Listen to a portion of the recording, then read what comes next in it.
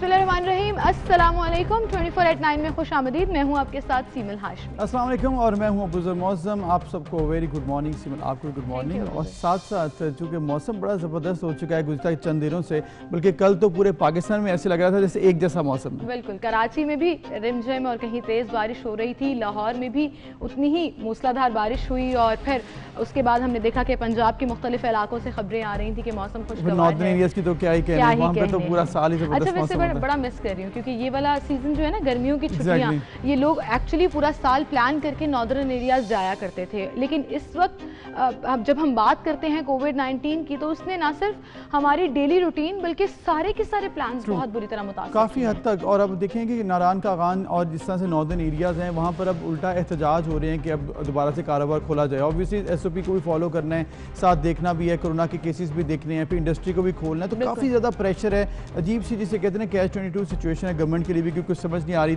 मतलब northern areas को लेकर, क्योंकि नॉर्दर्न एरियाज़ में लोग जाना भी चाह रहे हैं और साथ में SOPs को फॉलो भी समझ में नहीं आ रही किस तरह से इम्प्लीमेंट करवाया जाएगा। क्या ये पॉसिबल है या नहीं है कि अगर आप कहीं पर टूर करने जा रहे हैं तो वहाँ पर आप SOPs को फॉलो कर सकेंगे या नहीं कर सकेंगे। और इसी के साथ हम आज की टॉप स्टोरीज की तरफ भी चलते हैं और देखते हैं हमारी टॉप स्टोरीज क्या हैं। नून लीग और पीपल्स पार्टी हुकूमत को टफ टाइम देने के लिए तैयार हो चुके। ईद के फौरी बाद ऑल पार्टीज कॉन्फ्रेंस बुलाने पर इत्तेफाक किया गया। क्या होगा इस इजलास का एजेंडा, करेंगे इस पर भी सीनियर तज्जियाकारों से बात।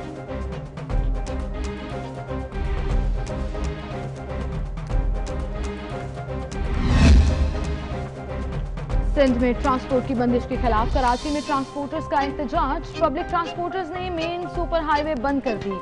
क्या है उनके मुतालबात, बताएंगे आपको आज।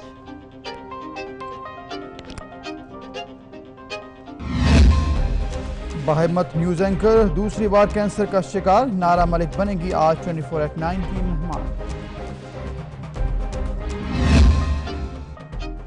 नारायण और कागान में 3 माह से होटल्स की बंदिश के खिलाफ होटल मालिकान सरापा एहतजाज।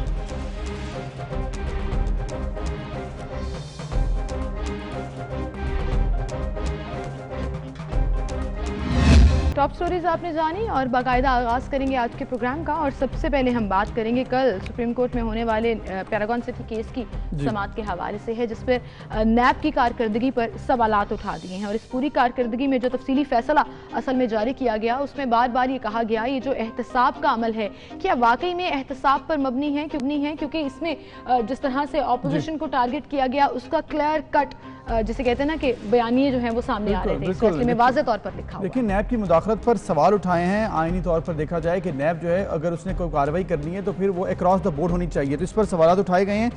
ख्वाजा साद रफ़ीक और ख्वाजा सलमान रफ़ीक को 10 दिसंबर 2018 को गिरफ्तार किया गया था और फिर 17 मार्च 2020 को उनकी बेल हुई। मतलब इतना लंबा अरसा जब वो रहे ड्यूरिंग अरेस्ट, तो फिर ये मालूम हुआ कि ऐसा कुछ भी नहीं साबित कर सकी नैब कि उनके ऊपर कोई भी इल्ज़ाम था। मतलब सबसे बड़ी बात यह है कि नैब ख्वाजा बरादरान का पैरागॉन कंपनी के साथ किसी किस्म का ताल्लुक नहीं जोड़ सका, जिसकी वजह से बेसिकली को गिरफ्तार किया गया। कोई ताल्लुक भी नहीं इसके साथ जोड़ सका। अमूमन ये कहा जाता है कि व्हाइट कॉलर क्राइम में टाइम लगता है, लेकिन इतने अरसे के बाद भी अगर आप सिर्फ एक बेसिक चीज नहीं जोड़ सके, आप वो ताल्लुक जाहिर नहीं कर सके, तो फिर ऐसा भी तासुर आता है ना मुझे कि शायद जबरदस्ती आप उस पर झाड़ रहे हैं। अच्छा, उसके जोड़ रहे हैं। अच्छा, उसके साथ अगर हम बात करें दूसरी जानिब एक और सियासी जो हलचल कल नजर आई, जो हमें नजर भी आ रहा था कि जो तो इस पर हलचल हुई है, क्योंकि ऐसी बात हुई कल जब कोर्ट में कहा गया कि बज़ाहिर ऐसा नहीं लगता कि ख्वाजा बरादरान ने ऐसा कुछ जुर्म किया जिसका नैब ने ट्रायल किया हो। मतलब ये तमाम बातें ऐसी की गई कि नैब ने जो ट्रायल किया है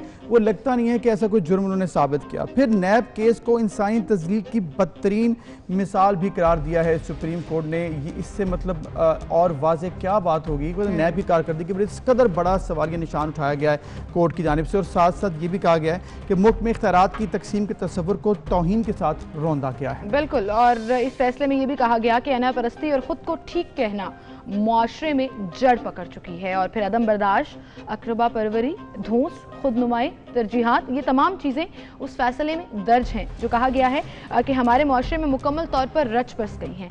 लेकिन इसका क्या इम्पैक्ट होगा? उन्होंने कल इस पूरे तफसीली फैसले में जो है वो एक शेर भी जालिब हबीब का जो है वो कहा, हबीब जालिब का कहा, जिसमें जुल्म रहे और अमन भी हो क्या मुमकिन है ये तुम ही कहो। बिल्कुल, मतलब आप देखिए ना कि 87 सफ़ात पर जो ये फैसला था, इसमें कहीं पर भी ये बात साबित नहीं हो सकी है कि जो 1.5 साल तकरीबन ख्वाजा बरादरान ने ट्रायल सामना किया। फिर उसके बाद एक और बात भी की गई है कि अगर आप किसी को बिला वजह ट्रायल करते हैं, उसको अरेस्ट करते हैं, तो ये भी जुल्म और ज़्यादती है। ये सज़ा के मुतरादिफ ही है कि आपने उसको बिला वजह विदाउट एनी प्रूफ आपने उस शख्स को गिरफ्तार कर लिया और उसके बाद आपने उसके जब जमानत हुई तो वो बात भी सारे सामने आई। फिर एक और बात है कि सियासी लाइन के दूसरी तरफ के अफराद को बगैर ठोस सबूत महीनों और बरसों तक गिरफ्तार रखा जाता है, जबकि दूसरी एक तरफ ये लाइन है और दूसरी हुकूमती लाइन है, जिस पर उन्होंने कहा कि बहुत से ऐसे लोग हैं जिनके ऊपर केसेस भी हैं और ऐसे मामला भी हैं, लेकिन उनको इल्जामात की वजह से गिरफ्तार नहीं किया जाता, लेकिन दूसरी लाइन पर जो खड़े हैं उनको गिरफ्तार कर लिया जाता है। और ऐसा लगता है ये फैसले में लिखा गया है कि आम तासुर है कि नैब कानून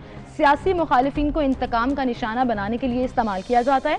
फिर माली करप्शन के इल्जामात के बावजूद सियासी तकसीम के एक तरफ खड़े अफराद के खिलाफ नैब कुछ नहीं करता। बिल्कुल, अब ये तमाम मामला है ऑब्वियसली बड़ा परेशान कुन है पाकिस्तान के लिए, क्योंकि अब तक जितने भी नैब ने एक मैं यहाँ पर पॉइंट ऐड करना चाहता हूँ कि नैब ने जितने भी अभी तक केसेस किए जिस पर रिकवरी की क्लेम करते हैं वो बेसिकली कॉर्पोरेट सेक्टर पे हैं या फिर इसके अलावा आपके वो पैसे हैं जो कि आपने खुद लोगों ने जो खुद दे दिए वॉलंटरी बार्गेनिंग या वॉलंटरली आपने रिटर्न कर दिया। मतलब ये जो करप्शन केसेस जो सियासतदानों पर बनाए गए थे उनमें कोई भी रकम आपने पकड़ा है और उनके खिलाफ जो केसेस हैं आप ब्यूरोक्रेट्स को भी आप उनको प्रूव उस तरह से नहीं कर सके। एनीवेज जी, मूविंग फॉरवर्ड, इसी के साथ कल एक और बड़ी इंपॉर्टेंट पॉलिटिकल जो डेवलपमेंट हुई वो ये थी कि चेयरमैन पीपल्स पार्टी बिलावल भुट्टो जरदारी ने हुकूमत मुखालिफ तहरीक चलाने का इंदिया दे दिया है और ईद के बाद अबू ज़र अब APCB ऑल पार्टी कॉन्फ्रेंस भी बुलाई जाएगी। सब कहते थे ईद से पहले कुर्बानी होगी, अब ये ईद के बाद APC की बातें हो रही है। मतलब ईद के साथ हमारी सियासत बड़ी जुड़ी रहती है, हमने अक्सर देखा है कि ईद से पहले, ईद के बाद, रमज़ान के बाद, रमज़ान से पहले, मतलब ये सारा कुछ है। देखते हैं अब क्या होता है। कल बड़ी मीटिंग तो हो चुकी है, बिलावल भुट्टो जरदारी साहब भी थे, इसके साथ साथ दीगर नूनी के जो पार्टी के रहनुमा थे उनमें अयाज सादिक, एहसन इकबाल, साद रफ़ीक शामिल थे, जबकि पीपल्स पार्टी की तरफ से परवेज़ अशरफ, कमर ज़मान कायरा, चौधरी मंजूर भी शामिल थे। तो ये अहम लेवल पर मीटिंग हुई है। अब देखते हैं जो इस मीटिंग में फैसले हुए हैं क्या उस पर इम्प्लीमेंटेशन भी होती है ईद के बाद या फिर दोबारा से ये भी देखना होगा कि ऑपोजिशन की जो यूनिटी अभी जो नजर आ रही है ये वाकई में कायम रहती भी है या नहीं, क्योंकि अब हम जो है ना एतमाद का वो हमेशा कायम दायम रहता है। वेल एनीवेज, इन दोनों चीज़ों पर हम बात करेंगे। हमारे साथ एनालिस्ट तज्जिया का कर्नल असद महमूद साहब मौजूद हैं, उन्हें हम खुशामदीद करेंगे। अस्सलाम वालेकुम कर्नल साहब। वालेकुम अस्सलाम, आप खैरियत से हैं? जी अल्हम्दुलिल्लाह, बिल्कुल ठीक ठाक। आप ठीक हैं? I'm good, अल्हम्दुलिल्लाह, अल्लाह इस दिन का। जी, सबसे पहले तो सर हम जो सुप्रीम कोर्ट ने कल पैरागॉन सिटी केस में नैब की मुदाखलत पर सवालात उठा दिए हैं उस पर बात करना चाहेंगे। कैसा देखते हैं आप इस तफसीली फैसले को? बिस्मिल्लाहिर्रहमानिर्रहीम, थैंक यू वेरी मच। बिल्कुल कहूँ कि कल के दिन में जो कुछ नैब के बारे में हमारे सुप्रीम कोर्ट ने जो डिसीजन दिया, एक तफसीली फैसला था और वो तमाम पहलू उन्होंने उजागर किए जो बाकी आपको फील होता था कि हाँ ये बड़ी वीकनेस है, आप समझते हैं कि इसकी नैब की। मैं तो इससे थोड़ा सा आगे बढ़ के कहना चाहूँगा, इट इज़ नॉट कि जी सुप्रीम कोर्ट का ये फैसला आया तो मैं समझता हूँ कि ये मेरे व्यूज़ हैं। इससे पहले भी बहुत अरसे से मैं ये कहता चला आया था कि नैब की एफिकेसी पे तो मुझे वैसे भी बड़े एक लिहाज से शुकुक व शुबहात हैं। आप ये सोच लीजिए कि इस वक्त ही 1000 से ज़्यादा मुकदमात हैं जो कि इसके पास वो जो रेफरेंसेस हैं और नैब की अदालतों के अंदर ज़ेर बहस हैं। अच्छा, अब आप ये देखें अदालतें टोटल कितनी हैं? 25, पूरे मुल्क के अंदर 25 नैब अदालतें हैं जिसमें से 5 के तो काफ़ी अरसे से जजेस मौजूद नहीं है। आप मुझे ये बताइए वो जो 20 अदालतें हैं वो कैसे, किस तरीके से आप समझते हैं कि जी वो 1000 से ज्यादा मुकदमों का एक लिहाज से फैसला कर सकते हैं? कर्नल साहब यहाँ पर एक सेकंड, सिर्फ पॉइंट ये था कि यहाँ पर मामला है अदालतों में तो कार्रवाइयाँ हो रही थी, इस केस को सिर्फ हम देखते हैं यहाँ पर तो प्रॉब्लम आया कि प्रोसिक्यूशन का, कि नैब की जो प्रोसिक्यूशन है वो इसके अंदर वीक है, क्योंकि ख्वाजा साद रफ़ीक जो दीगर सियासी रहनुमा हैं उनके तो केसेस लगते हैं, ये तो आम शख्स होता है उसकी शायद ट्रायल कोर्ट स्पीडी ना कर सके, लेकिन इनके तो स्पीडी था, लेकिन फिर भी प्रोसिक्यूशन को साबित नहीं कर सका और ये बात सारा कुछ सामने आ रहा है। बिल्कुल आप सही बात कर रहे हैं। अच्छा, ये तो ऐसा हो गया ना कि चलो जी बड़े फेमस लोग थे, आप साद रफ़ीक की बात करते हैं, उनके भाई की बात करते हैं और सर्टनली आप ये कह सकते हैं कि जिस तरह की मेंटल अग्नि के मतलब इससे पहले के तफ्तीश के दौरान, तफ्तीश से पहले जब उनको गिरफ्तार किया, गिरफ्तारी के बाद सर्टनली वो, उनकी फैमिली, उनके फॉलोअर्स वो अजियत से गुजरे हैं। ये तो चलो भी फेमस लोग थे, सियासी लोग थे, आप ये कह सकते हैं हाँ ये इनके साथ हुआ, हाईलाइट हुआ, सारा कुछ हुआ, पूरे प्रोसेस के थ्रू ये सुप्रीम कोर्ट तक इनकी रसाई थी, ये पहुंचे सुप्रीम कोर्ट ने फिर जो डिसीजन दिया। आप इससे हट के उन हजारों लोगों को देखें कि जिनको आप समझते हैं कि नैब ने एक लिहाज से गिरफ्तार किया और जिस तरीके से उनके घरों के अंदर गए वो भी तो सबके सामने है ना। वो तो ऐसे लोग हैं कि जो किसी के सामने नहीं आ सके। मैं समझता हूँ कि नैब को बड़ा सीरियसली इन सारी चीजों तो बात फिर यही है ना कर्नल साहब कि अगर नैब अपने तमाम इन इकदामात को जस्टिफाई नहीं कर सकेगी के जरिए और अगर तहकीकात में कुछ नहीं निकलेगा तो जो इतना अरसा किसी को भी तहवीर में रखा हो, पॉलिटिकली इन्फ्लुएंस्ड लोग हों या ना हो, उस पर नैब जवाब दे तो है ना। फिर जब ये आम तासुर जाता है और ये तफसीली फैसले में भी लिखा है कि ये पॉलिटिकल विक्टिमाइजेशन जो है वो नजर आती है, तो मेरे ख्याल से फिर उस पर नैब को अपने पूरे कवानीन और कवायद के ऊपर नजरसानी भी करनी होगी। हमारे साथ इस वक्त सीनियर तज्जियाकार सलीम बुखारी साहब टेलीफोन लाइन पर मौजूद है, उन्हें भी शामिल गुफ्तगू करेंगे। अस्सलाम वालेकुम बुखारी साहब। जी वालेकुम अस्सलाम। जी बुखारी साहब, कल जो ये तफसीली फैसला जारी किया गया, आप कैसा देखते हैं आप इसको सुप्रीम कोर्ट की जानब से ख्वाजा बरादरान केस में? मेरे ख्याल से सुप्रीम कोर्ट के फैसले के बाद हुकूमत के पास दो ही रास्ते हैं, या तो वो नैब को बंद कर दें, क्योंकि इस किस्म का भुरकस नैब का और नैब के रवैये का निकाला है सुप्रीम कोर्ट ने कि उसका वजूद ही जो है मुझे तो बेमानी दिखाई देता है। अगर आपने एपेक्स कोर्ट के फैसले की स्पिरिट को देखें आप, वो फैसला कहता है कि इसे पॉलिटिकल मैनूवरिंग के लिए, इसे लोगों को जलील करने के लिए, इसे बाजू मरोड़ के अपनी मर्जी के अपने हक में कराने के लिए, ये इतने सख्त एक्सप्रेशंस हैं, इतना स्ट्रॉन्ग फैसला है कि उसके बाद नैब का वजूद जो है बिल्कुल बेमानी दिखाई देता है। मेरे ख्याल से इस फैसले के बाद ये अब लम्हा फिक्रिया है हुकूमत के लिए भी, खुद नैब के लिए भी। उन्होंने नाम लेके चेयरमैन का, बुखारी साहब जैसे आपने जिक्र किया कि लम्हा फिक्रिया है और मतलब चेयरमैन का भी नाम लिया गया, टोटल बात की गई। नून लीग की हुकूमत में जब ये बात हुई थी तब शायद खाकान अब्बासी साहब और बाकी रहनुमा भी कह चुके हैं हमसे बड़ी गलती हुई कि हमने नैब के कवानीन में चेंज नहीं लेके आए। 2 साल अब फिर हो चुकी हैं, आपको नहीं लगता कि अब वक्त आ चुका है कि नैब के कवानीन असेंबली में बैठ कर बदले जाएँ और जो मामला इसमें कमियाँ हैं उसको दूर किया जाए? और इस पर तो मेरा ख्याल है सब मुत्तफिक भी हो सकते हैं क्योंकि हुकूमती पार्टी से भी ऐसा कहा जा रहा है। देखिए, पहली बात तो ये है कि जो करप्शन के लिए जो अदारे ऑलरेडी मौजूद हैं उसके उनके होते हुए इस नैब की जरूरत क्यों आन पड़ी थी? ये परवेज मुशर्रफ का कानून था। ये पीटीआई गलत कहती है कि ये साबका हुकूमतों के दौर में ये नैब बनाई गई थी। ये परवेज मुशर्रफ ने बनाई थी और इसी मकसद के लिए बनाई थी कि पॉलिटिकल मैनूवरिंग की जाए और पार्टियों से लोग तोड़ तोड़ के किंग्स पार्टी में शामिल किए जाए। आपके सामने वो सारी मिसालें मौजूद हैं जिस तरह किंग्स पार्टी बनी थी। तो ये नैब के हवाले से अब आप देखिए जो गुफ्तगू हो रही है, चाहे वो नेशनल मीडिया है चाहे वो इंटरनेशनल मीडिया है, सब जगह इस नैब के जो हरकत हैं या जो तरीका कार इख्तियार किया है इन्होंने, आप देखिए जो उनके साथ ख्वाजा बरादरान के साथ हुआ कि 1.5-2 साल वो जेलों में रहे और बिलाखिर नैब ने खुद ये केस बंद किया है कि इसके अंदर कोई हकीकत नहीं है। आप ये बताइए कि वो 1.5-2 साल का जिम्मेदार कौन है जिसमें उनके साथ बिल्कुल। अच्छा कर्नल साहब, सलीम बुखारी साहब आप हमारे साथ ही रहिएगा। कर्नल साहब, जैसे अभी सलीम बुखारी साहब बात कर रहे थे और बिल्कुल ठीक कह रहे थे, लेकिन वहीं पर हमारे पॉलिटिकल लीडर्स, खास तौर पर गवर्नमेंट से ताल्लुक रखने वाले, इवन प्राइम मिनिस्टर साहब ने भी मुख्तलिफ जगह पर ये कोट किया है कि नैब एक बाइख्तियार और खुद मुख्तार अदारा है, उसका हमसे कोई लेना देना नहीं है, उसको गवर्नमेंट के साथ जोड़ा ना जाए। इसको आप कैसे देखते हैं?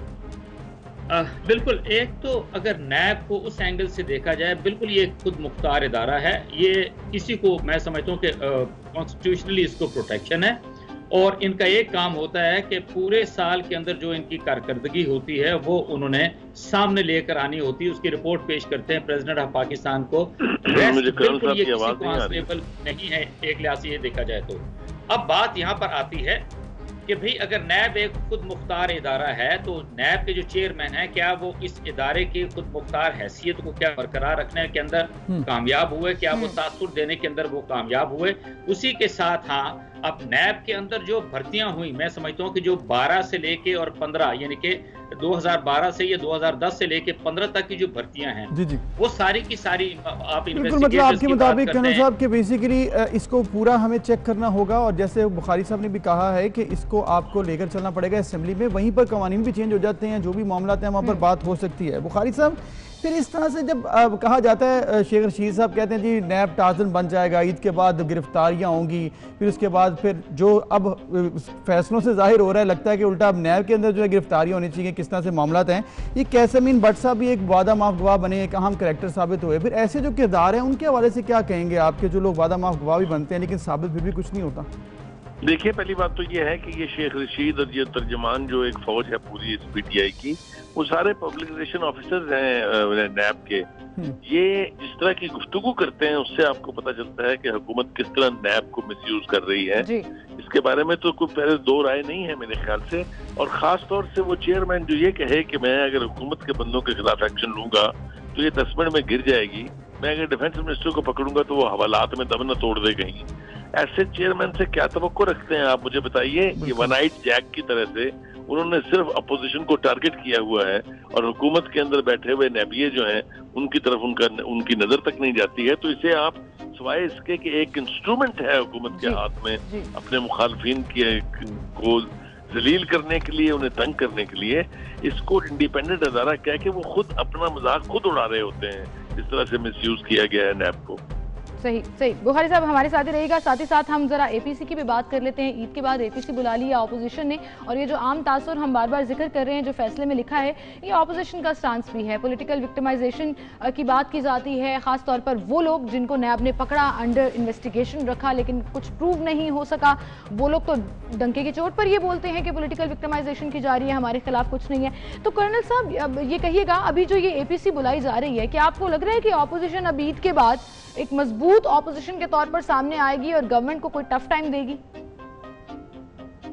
देखिए, अगर ये इतनी मजबूत अपोजिशन होती तो ये बजट कैसे पास हो जाता? एक तो आप उस एंगल से देखें। दूसरी बात ये आ जाती है कि इनको तो अपनी मुसीबत, इस अपोजिशन की अगर आप बात करते हैं, इनको तो अपने बड़े एक लिहाज से इश्यूज आते हैं। इट इज नॉट ओनली कि नैब के केसेस की आप बात करते हैं, और ये भी मैं आपसे कहूं कि अगर नैब ने इनके ऊपर केसेस बनाए, रेफरेंसेस बनाए, तो कोई ऐसा नहीं है कि ये जो पॉलिटिकल पार्टीज हैं ये कोई दूध की धुली हुई हैं या उन्होंने दूध और शहद की नहरें पूरे पाकिस्तान के अंदर बहा दी थी। Not at all. वाकई आज अगर हम इस हाल के अंदर पहुंचे हैं तो इसके अंदर इन्होंने बहुत बड़ा रोल प्ले किया। अगर 35-40 सालों का इक़्तिदार देखें, इनका तरीका देखें, तो definitely we are suffering because of these two parties, जो कि अब पता चला है कि नहीं, एक्चुअली है तो ये पार्टी एक ही है, इनका एजेंडा तो सर्टनली एक ही था, और उसी के तहत इन्होंने पाकिस्तान को रूल किया, इस्तेमाल किया। और नैब साबित तो कुछ नहीं कर सकी ना कर्नल साहब, साबित तो कुछ भी नहीं कर सकी किसी भी पॉलिटिकल केस में। This is what it is कि ये यहाँ पर इनएफिकेसी आती है नैब की, कि सारा कुछ सामने होता था। बेसिकली नैब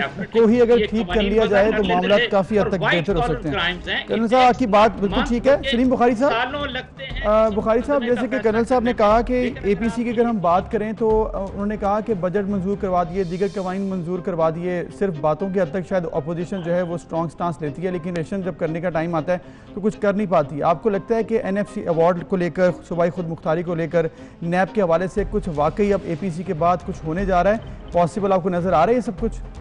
मुख्तसर कमेंट अगर आप इजाजत देंगे मुझे। कर्नल साहब ने जो कहा वो बिल्कुल ठीक कहा कि इन दो पार्टियों ने जो कि काफी अर्सा इक़्तिदार में रही हैं और बहुत गंद किया होगा इन्होंने, जो कि नैब से साबित तो नहीं हो सका। लेकिन असल बात यह है कि इमरान खान साहब जो एहतसाब का नारा लेके आए थे और कहा था कि घर से एहतसाब शुरू करूंगा, इस नैब की तवज्जो का उस तरफ ना जाना जो है वो इसके वजूद के ऊपर सवाल उठाता है और सवाल उठ रहे हैं। अब आपके एपीसी के सवाल के हवाले से कर्नल साहब ने यह भी ठीक कहा कि अपोजिशन जो है वो विदर्ड वे है, मतलब बिखरी हुई है। 2 एपीसी हो चुकी हैं, मौलाना फजल रहमान साहब ने बुलाई थी एक, बल्कि दूसरी भी उन्होंने बुलाई थी, और उसमें अपोजिशन का जो रवैया था उसकी वजह से वो नाकाम हुई है। और अब ये जो कोशिश हो रही है, मेरे ख्याल से दोनों पार्टियों ने अब ये रियलाइज कर दिया है कि अकेले वो सवाए जलील होने के और कुछ नहीं कर पाएंगे, और अपोजिशन को एक प्लेटफॉर्म पर लेकिन बुखारी साहब, क्या आपको लगता है कि ये आपस में जो इनका एतमाद है ये ज्यादा अरसा कायम रहेगा? क्योंकि अब 2-3 मरतबा ऐसे हुआ है, कभी नून लीग की तरफ से, कभी पीपल्स पार्टी की तरफ से, कि आपस का जो कनेक्शन है ना वो वीक नजर आया, जिसकी वजह से ओवरऑल ऑपोजिशन जो है वो वीक नजर आई। सिमल, ये बात बिल्कुल ठीक है, लेकिन मैं अब इस एपीसी को ऐसे देखता हूँ कि वो इस नतीजे पर पहुंचे हैं शायद कि बिखर के एक दूसरे के खिलाफ काम करके शायद कोई भी इफेक्टिव यानी प्रेशर जो है वो हुकूमत पे नहीं बन पाएगा। इसलिए ये इत्तेहाद जो है इसे मजबूरी समझिए उनकी। बुखारी साहब अगर अभी नहीं कर सके बड़ी ईद के बाद, तो फिर आपको लगता है ये लेट हो जाएंगे या फिर कुछ नहीं कर पाएंगे अगर अभी भी ना कर पाए बड़ी ईद के बाद? हाँ, मेरे ख्याल से ये इस वक्त इस अपोजिशन के पास, मुतहदा अपोजिशन के पास आखिरी चांस, आखिरी मौका। ठीक है, आखिरी मौका भी ये कुछ ना कर पाए तो फिर मैं यहाँ पे सीमर एक बात ऐड करना चाहूंगा कि जिस तरह की अभी तक की कुछ 23 महीने की अगर परफॉर्मेंस आप देखते हैं पीटीआई की, तो डेफिनेटली इस पे सवालात तो बहुत सारे किए जा सकते हैं कि हाँ, अगर ये यही इस परफॉर्मेंस के साथ, इस टीम के साथ अगर ये पार्टी गवर्नमेंट करती रही और गवर्नेंस इस तरह की चलाती रही, तो मेरा ख्याल है फिर एपीसीज करने की जरूरत नहीं है। जब अगले इलेक्शन होते हैं तो मुझे लगता है कि पीटीआई आपने कहा इसी टीम के साथ, तो जरा ये भी देख लीजिए कि पिछले ऑलमोस्ट 2 सालों में टीम कितनी मर्तबा तब्दील हुई है, किसका कौन सा पोर्टफोलियो कहाँ गया और उसको कौन सा मिल गया, तो ये तब्दीली तो हमें नजर आ रही है। अब वो ये टीम है या कल सेम टीम रहती है या नहीं, इस बारे में हम कुछ नहीं कह सकते। Well, thank you so much जी। बुखारी साहब, आपका भी बहुत शुक्रिया, आप हमारे साथ मौजूद थे। बिल्कुल, और बात तो वही है कि अभी जिस तरह से बुखारी साहब ने भी कहा है, कर्नल साहब ने कभी आईपीसी और हुकूमत के खिलाफ कोई अपोजिशन नहीं कर पाती, तो फिर ये आखिरी मौका है, वरना फिर जिस तरह से काम चल रहा है तो फिर चलता रहेगा। एनीवेज, एक ब्रेक लेते हैं, फिर मिलते हैं।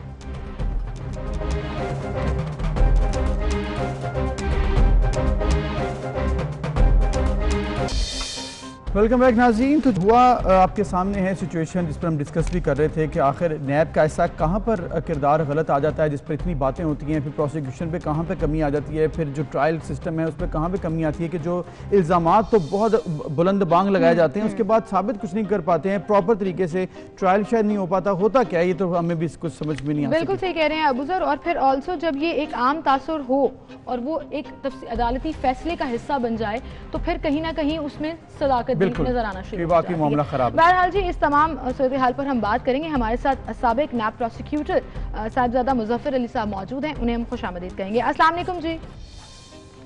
वालेकुम सलाम। बहुत शुक्रिया वक्त देने के लिए। आप काफ़ी अर्सा नैब के साथ अटैच रहे हैं। ये जो कल बातें हुई, जो एक तो तफसीली फैसला जारी हुआ और जो एक जनरली भी एक आम तासुर है कि नैब बातें बहुत बड़ी बड़ी करता है, अकाउंटेबिलिटी के नाम पर प्रूफ कुछ नहीं हो पाता, स्पेशली इन पॉलिटिकल और ब्यूरोक्रेटिक मामलात जो केसेस चल रहे होते हैं उनके ऊपर। अब कल सुप्रीम कोर्ट ने भी ये कह दिया कि सियासी मुखालिफिन को इंतकाम का निशाना बनाने के लिए इस इदारे को इस्तेमाल किया जाता है। आप क्या कहेंगे इस पर? शुक्रिया जी। मैं आपको बताऊं कि कोई भी जब केस इन्वेस्टिगेट होता है और इन्वेस्टिगेशन में सारा जो डाटा कलेक्ट होता है, evidence, that is subject to the test of a trial. जो कोर्ट होती है वो देखती है कि जी कि क्या मामलात हैं, क्या जो एविडेंस कलेक्ट की गई है ड्यूरिंग द इन्वेस्टिगेशन वो इतनी है कि प्राइमा फेसी एस्टैब्लिश करती है कि ये मुजरिम जो है इन्होंने ये जुर्म किया है। तो ये तो अभी टेस्ट ऑफ ट्रायल की बात है और अभी एविडेंस आनी है। और आपने देखा होगा कि ऑनरेबल सुप्रीम कोर्ट ने आखिरी पैरा में ये लिखा भी है कि ये जितनी भी हमने ऑब्जर्वेशंस दी हैं, that will not be depend upon the outcome of the case. Meaning thereby कि बेल के दौरान अगर कोई ऑब्जर्वेशंस आती हैं by the honourable supreme superior courts, तो उनका जरूर उनका असर तो होता है, लेकिन उस तरह नहीं है कि ट्रायल के ऊपर वो डायरेक्टली केस ट्रायल के ऊपर आपने कहा कि फर्क नहीं पड़ता, बट आप ये भी तो देखिए ना कि कितना अरसा वो अंडर अरेस्ट रहे, लेकिन अभी तक नैब जो है वो खास तौर पर पर्टिकुलरली अगर हम इसी केस की बात कर लें, पैरागॉन सिटी केस में, ख्वाजा बरादरान का कोई ताल्लुक ही नहीं जोड़ सकी पैरागॉन कंपनी के साथ। आप देखिए जो एविडेंस डिस्कस की गई है जजमेंट के अंदर भी, वो आपकी बात मैं कंसेंट करता हूं कि वाकई ही ये बात सामने आई है कि डायरेक्ट इनडायरेक्ट रिलेशनशिप जो है वो एस्टैब्लिश करना जरूरी है। लेकिन अगर आप देखें कि देयर आर 5 एलिगेशंस, अब 5 एलिगेशंस में एक जो एलिगेशन जो मेजर है वो अप्रूवल्स का है regarding the regulators. Supreme court ने सही कहा कि आपने ऑफिशियल्स को क्यों नहीं बनाया जो टीएमए या एलडीए के ऑफिशियल्स थे जिन्होंने गलत अप्रूवल्स दी, या एलडीए ने इसको अगर नहीं देखा तो ये क्या वजह बनी, तो टीएमए ने अप्रूवल दी, ये जो हाउसिंग सोसाइटी है। इसके मुतालिक उन्होंने कहा कि officials they should be also arrested as an accused. और उसके अलावा अगर आप देखें कि जो चीटिंग पब्लिक एट लार्ज के केसेस हैं, यहाँ पे जो समझ में आई बात ये कि 68 जो कंप्लेनेंट्स थे, लेकिन उनमें से 62 जो है वो कॉम्पनसेट हो चुके हैं। तो ये सारी जो बातें हैं ये उस फंडामेंटल राइट्स की तरफ जा रही है। सुप्रीम कोर्ट ने राइट जैसे जिक्र किया कि जो कंप्लेनेंट्स थे वो भी उन कंपनसेशन हो गई थी ऑब्वियसली। अब ये चीज़ें देखनी होती हैं। अब जो बात की जाती है कि नैब का एक प्रोसीजर है, एक तरीकाकार है, पहले आपने कंप्लेन आनी है, फिर इंक्वायरी होनी है, फिर इन्वेस्टिगेशन होनी है, फिर उसके बाद रेफरेंस दायर होना है। प्रॉब्लम यहाँ पर ये आती है कि आप इंक्वायरी में कुछ को गिरफ्तार कर लेते हैं, किसी को आप इन्वेस्टिगेशन में गिरफ्तार कर लेते हैं और किसी को आप रेफरेंस दायर होने के बाद भी गिरफ्तार नहीं करते। और इसके अलावा ये भी है कि साफ जाहिर हो रहा होता है हुकूमती पार्टी में, उसको आप गिरफ्तार नहीं करते, फिर आप अपोजिशन में। ये सब इल्ज़ाम हम नहीं लगा रहे हैं, ये कल कोर्ट के ऊपर जो बात की गई सुप्रीम कोर्ट की ऑब्जर्वेशन है। अब ये मामला आप बताइएगा कि आखिर होता क्या है, कब ये डिसाइड किया जाता है कि चेयरमैन नैब भी सब कुछ डिसाइड करते हैं? क्या उनके अलावा कोई प्रोसीजर को फॉलो करना ज़रूरी नहीं होता कि वो अगर कह दें तो इसको गिरफ्तार कर लो तो कर लिया जाता है?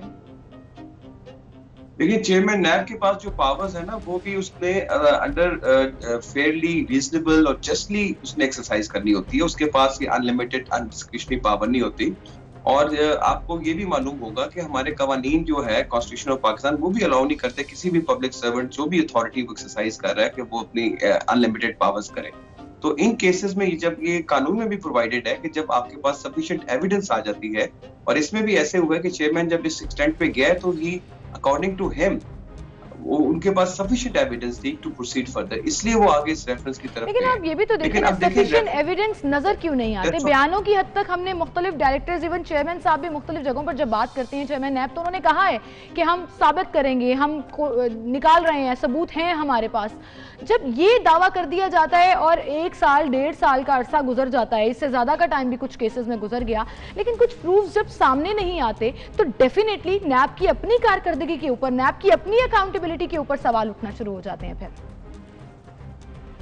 मैं ये कहूँ आपके कानून में भी ये कहा गया कि NAB has to bring a case, और उसके बाद टेस्ट ऑफ ट्रायल है, एविडेंस है। देखिए, जरूरी नहीं कि हर केस कन्विक्ट हो। ये कहाँ लिखा है कि जो केस बन गया उसने कन्विक्शन कर दी है? तो बंदों को बेनिफिट ऑफ डाउट भी मिलते हैं, और ये जो उनको बेल मिली है, इनको बहुत बड़ा अंडर अरेस्ट रखकर 1.5 साल अंडर अरेस्ट रखकर आप benefit of doubt by the end of the day they देंगे, तो उस 1.5 साल का ज़हनी अजाला कौन करेगा? या जो एक डिफेमेशन हो जाता है पूरी सोसाइटी में, इमेज को, नाम को, क्या उसके लिए फिर कोई लॉ रेगुलेशंस हैं नैब में? यही वजह है ना कि यही फैसले फिर आगे प्रेसिडेंट बनते हैं, और फिर जो इस किस्म के केसेस होते हैं वो अगर इन केस उनमें ये फिर पीरियड नहीं ऑब्जर्व होता। जब एक फैसला आ गया, सुप्रीम कोर्ट ने इसके अंदर बेशुमार जजमेंट्स का हवाला दिया है, बेशुमार साइटेशंस का हवाला दिया है, अब वो सब प्रेसिडेंट बन चुके हैं सबऑर्डिनेट कोर्ट्स के लिए। इसलिए मैं समझता हूँ कि अगर जब ये फैसला बाकी लोगों के लिए भी बहुत मुस्तफीद होगा। आपने कहा ये अब साबित होगा। साहबजादा साहब, ये बताइएगा कि आपने जिस तरह से ओवरऑल देखा होगा गुज़िश्ता चंद सालों से नैब का जो किरदार है वो सबके सामने है कि ऑब्वियसली ये एक अकाउंटेबिलिटी के लिए बनाया गया इदारा है, लेकिन ये भी कहा जाता है कि पॉलिटिकल विक्टिमाइजेशन होती है। आप ये बताइएगा कि क्या आपको लगता है कि कहीं पर कमी है, कहीं, क्योंकि ये तो असेंबली फ्लोर पर डिस्कशन होनी है, इसके ऊपर चेंजेस भी आ सकती हैं। अब तमाम जो असेंबली मेंबरान है वो इस पर डिसाइड करें, हुकूमत भी अपोजिशन भी, कि इसके कानून में कुछ चेंजेस लाई जाएँ। कहीं पर आपको लगता है कि प्रोसिक्यूशन में कमी है, क्योंकि शहबाज शरीफ का केस हो, मियां नवाज शरीफ का केस हो, शाहिद खाकान अब्बासी का केस हो, अहद चीमा का केस हो, फवाद हसन फवाद का केस हो, कुछ भी साबित नहीं हो सका, उस तरह से सजा नहीं मिल सकी है, या मिली है तो बाद में जमानत होगी क्योंकि ग्राउंड्स ठीक नहीं थी। क्या आपको लगता है प्रोसिक्यूशन कमजोर है नैब की? मैं इसमें जरूर, चूंकि बेस्ड ऑन माय एक्सपीरियंस, मैं देखें 2004 से लेके 2009 में हम जब प्रोसिक्यूशन का हिस्सा रहे तो उसमें हमारी बहुत सारी ट्रेनिंग्स भी होती थी एडवोकेसी स्किल्स के ऊपर। जाहिर सी बात है कि जब एक मुकाबला आपने करना है मुल्क के सबसे बड़े वकला के साथ, तो प्रोसिक्यूशन को भी उसके एग्जैक्टली बराबर तो होना चाहिए ना, कम से कम प्रोसिक्यूटर इतना ज्यादा एक्सपीरियंस हो, इतना स्किल्ड हो। तो वो बात की जरूरत है, ये ट्रेनिंग्स की जरूरत है। लेकिन मैं ये कह दूं एक ब्लंट शब्द में कि प्रोसिक्यूशन कमजोर है, ऐसी बात नहीं है। असल में बात ये है कि ये white collar crime engineered crime होता है, इसको साबित करना इतना आसान नहीं होता कि आप समझें कि जी कि एक चीज आप गई, ये दो जमा, ऐसी बात नहीं है। इसमें ये डॉक्यूमेंट्स को साबित करना पड़ता है, उसके लिए स्किल्ड प्रोसिक्यूशन चाहिए होती है, ट्रेंड बंदे प्रोसिक्यूटर्स चाहिए होते हैं। यहाँ पे ये जरूरत इस समझ की है कि नैब अपने प्रोसिक्यूटर्स को ट्रेनिंग करवाए। आजकल कोर्ट्स में रोटेशन बेसिस पे छुट्टियां आ रही हैं, यहाँ पे रिटेनर कोर्सेज किए जाए, इनको रिफ्रेशर कोर्सेज कराए जाए, ताकि ये अपने स्किल्स को मजीद डेवलप होगा ना, जब अगर वो करना चाहे। इंटेंशन होनी चाहिए, इंटेंशन होनी चाहिए। साहिबजादा साहब, ये बड़ा मैटर करता है। बहरहाल लेट्स सी जी, कोर्ट ऑब्जर्वेशंस तो आ गई, लेकिन अब नेक्स्ट स्टेप क्या होता है, किस तरह से नैब इस केस को लेकर चलता है, वो तो एक अलग बहस हो जाएगी। लेकिन क्या आपको ये लगता है कि ये जो तमाम हालात अब खड़े हो रहे हैं, जिसमें लोग ऑपोजिशन तो बात कर ही रहे थे, अब ये सुप्रीम कोर्ट की ऑब्जर्वेशन भी है, तो खुद नैब इटसेल्फ ये रियलाइज़ करेगा कि कुछ रिफॉर्म्स की ज़रूरत है, एक्चुअली में हमें ओवरलुक करना पड़ेगा कुछ चीज़ों को, और इनटू लुक करना पड़ेगा डिफरेंट चीजों को? देखिए, जब भी कोई फैसला आता है ना किसी भी आला अदलिया का, तो उस फैसले में जो डायरेक्शंस पास की जाती हैं वो फ्यूचर के केसेस के ऊपर बहुत लागू होती हैं। जब वो इन्वेस्टिगेट होते हैं, मेरे एक्सपीरियंस के तहत ये इस फैसले की बड़ी ही वैल्यू होगी और अदर केसेस। और आपने देखा होगा माजी में एक अमेंडमेंट भी आई थी, और वो अमेंडमेंट बेसिकली ये जो अब इस कानून को 20 साल हो चुके हैं, अब इस कानून में जो नई साइटेशंस, नई प्रेसिडेंट्स आई हैं, अब आप देखें कि मिसयूज ऑफ अथॉरिटी, अगर अदलिया ये कह चुकी थी कि आपको बेनिफिट लेना जरूरी है, अब जब ये अमेंडमेंट आई उसमें इन्होंने इसको कंपलसरी कर दिया कि जब आप किसी भी सरकारी मुलाजिम के खिलाफ कहेंगे कि मिसयूज अथॉरिटी के, पहले आप साबित करेंगे उसने और टाइम ऑफ अरेस्ट जो है वो भी अब लिखा होना चाहिए। इससे पहले आप नहीं कर सकते, टाइम ऑफ अरेस्ट भी बताना चाहिए, इन्वेस्टिगेशन से पहले या बाद में, या फिर साबित हो, कम से कम प्रूफ होना चाहिए, तब आप इन्वेस्टिगेट करें, अरेस्ट करें किसी। I think that's how FIA works, क्योंकि ये भी कहा जाता है ना कि एफआईए की बाकायदा रेगुलेशंस में ये है कि आपके पास फिर अरेस्ट प्रूव्ड पूरा एक केस होना चाहिए जिसके बाद आप फाइनली अरेस्ट कर सकें। उसके ऊपर भी आई थिंक गौर होना चाहिए। जी बिल्कुल ऐसे है, ये अमेंडमेंट्स के लिए इसमें बहुत जरूरत है इस कानून में। और अब जब चूंकि अब इतनी सारी जजमेंट्स आ चुकी हुई हैं, इन्हीं जजमेंट्स की रोशनी में अमेंडमेंट्स चाहिए ताकि ये बेसिकली बहुत शुक्रिया साहबजादा साहब, आपने इस बात से इत्तेफाक किया कि अमेंडमेंट्स चाहिए होंगी, और अमेंडमेंट्स जो हैं हमें लगता है कि ऑब्वियसली फौरी तौर पर चाहिए होंगी, और ये पार्लियामेंट के अलावा कोई भी अमेंडमेंट नहीं कर सकता, तो पार्लियामेंट सबको मिलकर बैठकर ये फैसला करना चाहिए और फिर ही आगे मामला चल सकते हैं। बहुत शुक्रिया साहबजादा मुजफ्फर अली साहब, आप हमारे साथ मौजूद थे। मुझे लगता है कि ये जिस तरह से बात हो रही है ना, हुकूमत और अपोजिशन अब बात कर रही है नैब को चेंज करें, फिर इस तरह के फैसले भी आ रहे हैं, मुझे लगता नहीं है कि अभी गवर्नमेंट जो है वो इस पे गवर्नमेंट की तो खुद वज़रा कहते हैं कि चेंजेस लेके आए, लेकिन गवर्नमेंट खुद ये भी तो कह रही है ना कि हमारी नैब में कोई मुदाखलत नहीं है। रिफॉर्म्स के लिए तो कर सकते हैं ना काम, रिफॉर्म्स के ऊपर तो बात हो सकती है, आ रहा है और इसके ऊपर कोई रिफॉर्म्स के ऊपर बात करने के लिए मेरे ख्याल में एक दूसरे को अप्रिशिएट करना चाहिए कि करें आप लोग, क्योंकि अगर आपको लगता है तो करना चाहिए, होना तो चाहिए। I don't see it coming, होना तो बहुत कुछ चाहिए, होता नहीं है, वो एक अलग कहानी है। Well let's see, obviously supreme court की ऑब्जर्वेशंस जो हैं ये बहुत मैटर करती हैं। अब ये किस तरह से रोल प्ले करती हैं ये तो आने वाला वक्त ही बताएगा। हमें एक ब्रेक की तरफ जाना है, लेकिन जाते जाते आपको बताते जाएं कि जो पबजी गेम है जो फिलहाल पीटीए की तरफ से बैन है, और बहुत सोशल मीडिया पर इस पर बात की जा रही है कि इसका बैन ये हटना चाहिए, वो हटना चाहिए या नहीं हटना चाहिए, ये अलग बहस है। इवन आईटी मिनिस्टर साहब ने भी ट्वीट किया और इस फेवर में किया कि ये बैन नहीं होना चाहिए। बट एक वीडियो आपके साथ शेयर करेंगे, जितने मैप्स हैं ना पबजी के वो रियल लाइफ लोकेशंस हैं, और वो कहाँ कहाँ हैं ये आपको बताएंगे ब्रेक के बाद।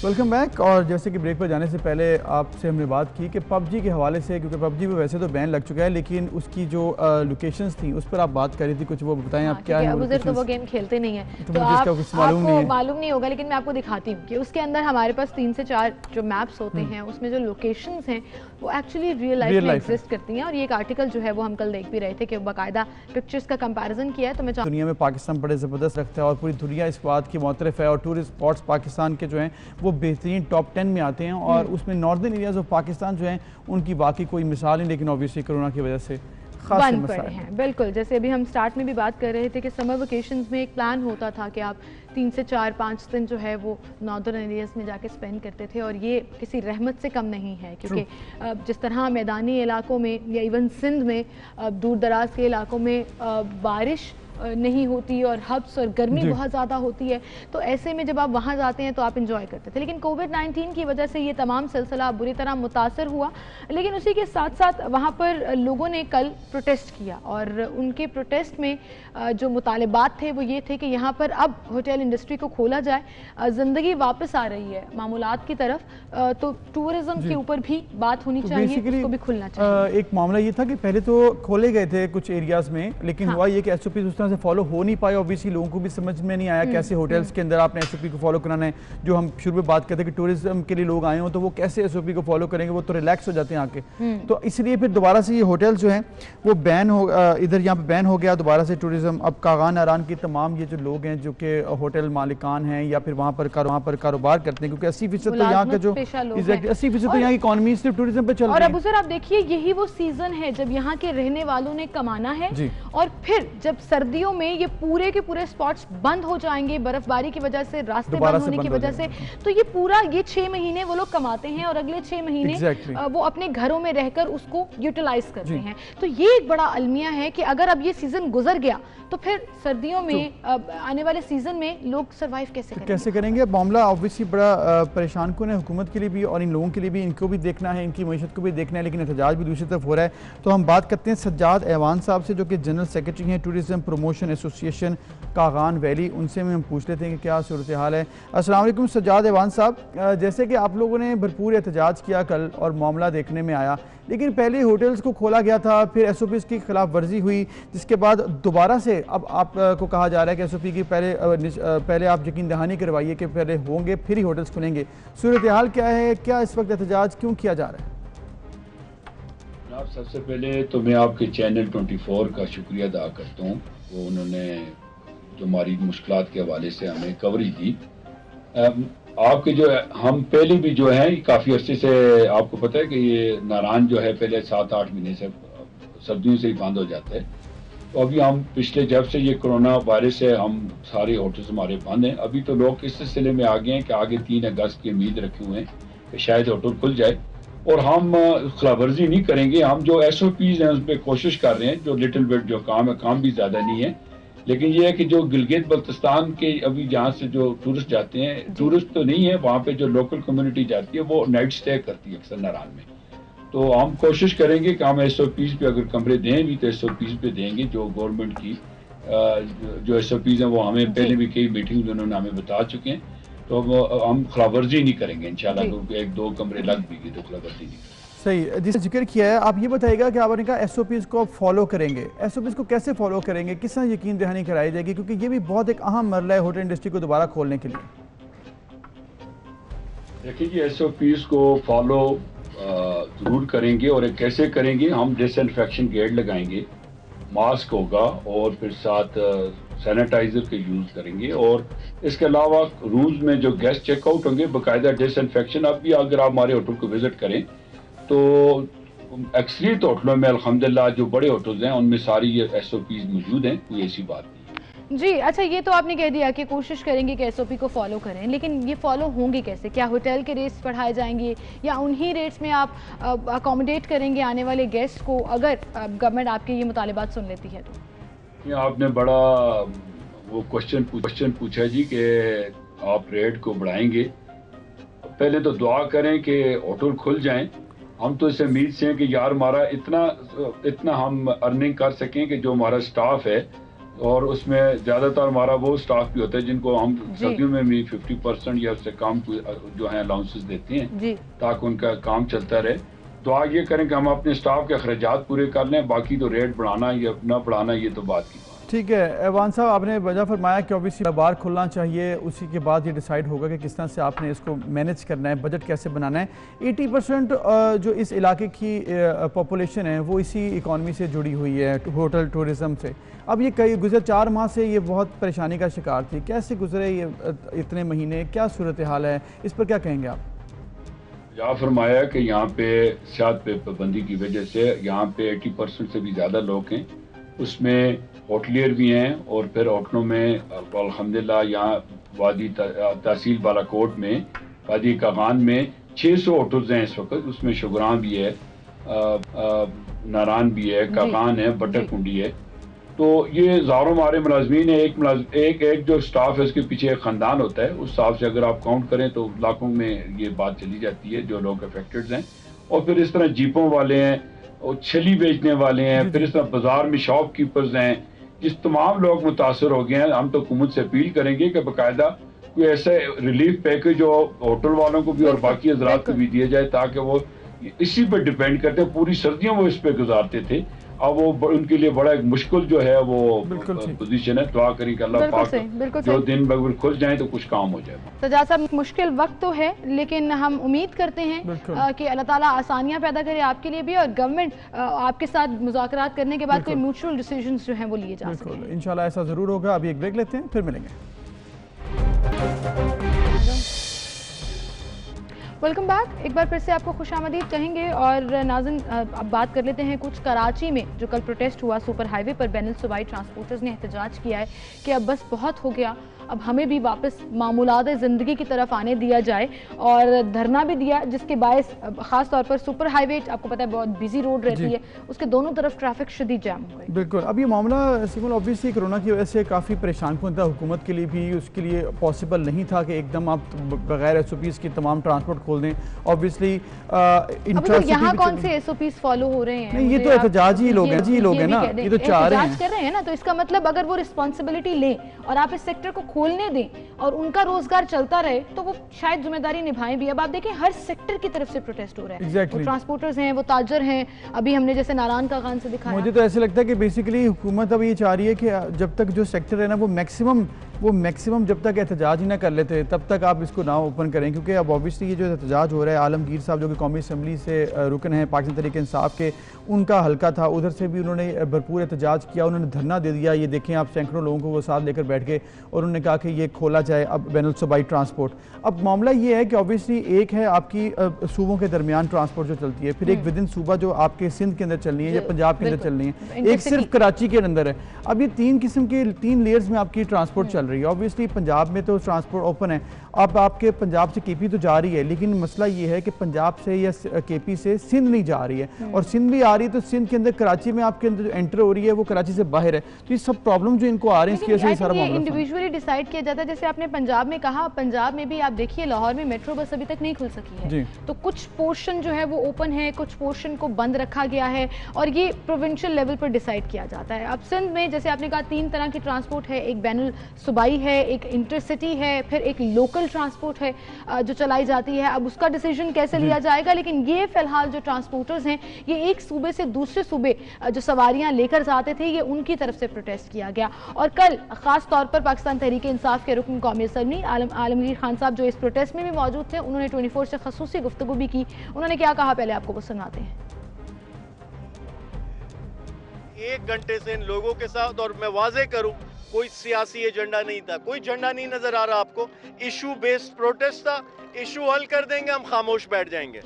अच्छा जी, अभी कह रहे हैं कि इशू हल हो जाए, ऑब्वियसली तो फिर हम लोगों के लिए मसला नहीं होगा, लेकिन इशू हल होना अब मुझे लगता है कि थोड़ा सा ऑब्वियसली ये इतना आसान नहीं है।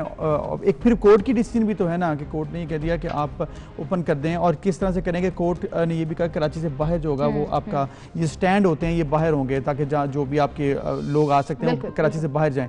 तो ऑब्वियसली वो भी इनके लिए भी प्रॉब्लम है कि किस तरह से आप कर सकते हैं, गवर्नमेंट के लिए प्रॉब्लम है कि कैसे मैनेज करना है। ये सारा एक इशू बहुत बड़ा इशू है, क्योंकि ट्रांसपोर्ट बहुत ज़्यादा एक बैकबोन का किरदार अदा करती है। आपने जब लोगों ने आना जाना है, अब आपने देखे ना, अब रेलवे भी तो खोली है ना। बिल्कुल, रेलवे भी खुली है। और दूसरा अबू सर, मुझे ये भी लगता है कि ये बेचारे लोगों का तो रोजगार ही वाबस्ता है इस पूरी बिजनेस के साथ। और आप सोचें कि एक लंबा अरसा आपका बिजनेस, बिल्कुल जैसे वज़ीर आज़म साहब बार बार कहते हैं कि हम मजीद लॉकडाउन के मुतहम्मिल नहीं हो सकते। अब तो सिंध में भी बहुत सी चीज़ों को जिसे कहते हैं ना कि ईजन अप कर दिया गया, कि आहिस्ता आहिस्ता जो है वो सब कुछ खोला जा रहा है। तो व्हाई नॉट दीज ट्रांसपोर्टर्स, मेरे ख्याल से सिंध गवर्नमेंट को सोचना पड़ेगा इस बारे में कि लोगों का रोजगार जब उनके कारोबार से वाबस्ता होता है तो फिर परेशान हाल होकर इसी तरह वो सड़कों पर निकल आते हैं। लेकिन अब ऑब्वियसली जिस तरह से वज़ीर आला सिंध ने कह दिया कि अभी तो हम ये नहीं खोलने जा रहे हैं, अब ऑब्वियसली विफाक का इदारा भी इसमें शामिल होता है, उन्होंने भी खोला। अब विफाक ने कह दिया आप ओपन कर लें। अब फिर आ जाते हैं वही आ जाके बात 18th अमेंडमेंट की कि आपके पास राइट सूबे के पास भी तो है ना ट्रांसपोर्ट का, कि किस तरह से काम से करना है। अब वो आप पंजाब में तो ट्रांसपोर्ट है, KP में बलोचिस्तान से आ रही है, नॉर्दर्न एरिया से सारी ट्रांसपोर्ट आ रही है। अगर वो सिंध में एंटर नहीं हो पाएगी ऑब्वियसली, और सिंध के अंदर ही सिर्फ चलेगी, तो वो सबके लिए प्रॉब्लम बनेगी। और फिर जो आप बिजनेस जिस तरह से चाह रहे हैं ईजी हो, बिजनेस मामला चलें और मामला रूटीन में आए, वो उस तरह से फिर पॉसिबल नहीं है। बिल्कुल। और अभी जैसे आपने जिक्र किया कि देखें रेलवे भी तो खुली है, अब ट्रेन चल रही हैं, एक फेडरल इदारा है और उन्होंने पूरी जिम्मेदारी से कहा कि हम SOPs को फॉलो करते हुए ट्रेन को चलाएंगे। ऑल्दो पैसेंजर्स की तादाद बहुत कम है, लेकिन पैसेंजर्स की तादाद कम होने के बावजूद फैसिलिटी तो मिल रही है ना लोगों को। बट वहीं पर बहुत से लोग प्रेफर करते थे इंटर प्रोविंस ट्रैवल करने के लिए इन बसों का। तो I think on a larger scale इस चीज़ को देखना होगा और सिंध हुकूमत को इनके साथ मिलकर मुज़ाकरात करके कुछ ना कुछ डिसीजन लेना होगा ताकि उनका भी ज़रिया रोज़गार जो है वो चलता रहे और ये प्रोटेस्ट करने की नौबत ना आए। इस पर हम बात ज़रूर करेंगे। हमारे साथ मौजूद भी होंगे हमारे साथ जो आज हमारे भी कि उनसे मामला जानेंगे कि आखिर ये मामला है क्या, किस तरह से हल हो सकता है। लेकिन अब यहाँ पर जहाँ पर कोरोना कोरोना की बातें हम लोगों ने काफ़ी की ट्रांसपोर्ट के हवाले से, फिर इसके अलावा आपने नॉर्दर्न एरियाज में टूरिज्म की बात की, पूरी दुनिया में जहाँ पर इंडस्ट्री और इकॉनमी मुतासर हुई है, वहीं पर स्पोर्ट्स भी ऑब्वियसली मुतासर हुई, लेकिन अब आहिस्ता आहिस्ता चूँकि एग्जैक्टली स्पोर्ट्स खासे ज़्यादा ओलंपिक्स जो है वो आपकी लेट हो चुकी हैं, अगले साल कर दिया गया, पोस्टपोन करके अगले साल मार्च की डेट जो है वो भी दी गई है कि किया जाएगा उसमें। लेकिन बात ये है कि अब देखें आप, एक फन एलिमेंट होता है ना, मतलब मुझे T20 तो वैसे ही मेरी फेवरेट गेम है, बिल्कुल काफ़ी लोग इंटरेस्ट रखते हैं T20। हाँ, क्योंकि मुझे लगता है 50 ओवर्स वाला भी इंटरेस्टिंग है, उसका एक अपना पेस और लेवल होता है, लेकिन ये जो क्विक मैच है ना, इसके लिए तो लोग एक्चुअली वेट कर रहे होते हैं, और ये बड़ी अच्छी बात है कि हर 2 साल बाद ये होता था, लेकिन इस साल अब ये गैप पड़ जाएगा और इस साल ये नहीं होगा। लेकिन अब अभी आप मुझे ब्रेक में कुछ साइंस समझा रहे थे। अब इंटरेस्टिंग बात ये है कि हम जो क्रिकेट के फैंस हैं उनके लिए अगले 3 साल बड़े इंपॉर्टेंट है और बड़ी ज़बरदस्त क्रिकेट देखने को मिलेगी, क्योंकि इस साल तो T20 नहीं होने जा रहा, लेकिन ये होगा 2021 में, फिर जो 2022 में T20 होना था वो उसी साल में होगा इंशाल्लाह। तो 2 साल कंसेक्यूटिव T20 वर्ल्ड कप्स और फिर 2023 में वनडे का वर्ल्ड कप होगा। तो बेसिकली 3 सालों में 3 जो है वर्ल्ड कप आने जा रहे हैं, और वो फिर हमारे लिए तो बेहतरीन 2020 और एक 50 ओवर्स वाला। तो मैं तो एक्साइटेड हूँ 21 और 22 के लिए, मैं 3 सालों के लिए तीनों सालों के लिए। You are big fan of cricket anyways जी, और क्रिकेट लवर्स के लिए ऑब्वियसली ये एक अच्छी बात है। चलें, डिसअपॉइंट नहीं हूँ, 5-6 महीने अगर लेट भी हो रहा है और पोस्टपोन भी। अच्छा, इसमें एक चीज़ एडिशनल मैं कर दूं कि जो वुमेन का T20 वर्ल्ड कप था वो अपने टाइम पे ही होगा, उसके लिए उन्होंने कोई चेंजेस नहीं किए हैं, ये कहा जा रहा है चेंजेस नहीं किए, हो सकता है कि चेंजेस वो भी जाए। मेन क्रिकेट है वो अभी उन्होंने पोस्टपोन कर दिया। बिल्कुल सही। इसी के साथ एक ब्रेक ले लेते हैं जी नाज़िन, और ब्रेक के बाद जब हम दोबारा होंगे तो मज़ीद खबरें भी शामिल करेंगे, हमारे साथ रहिए।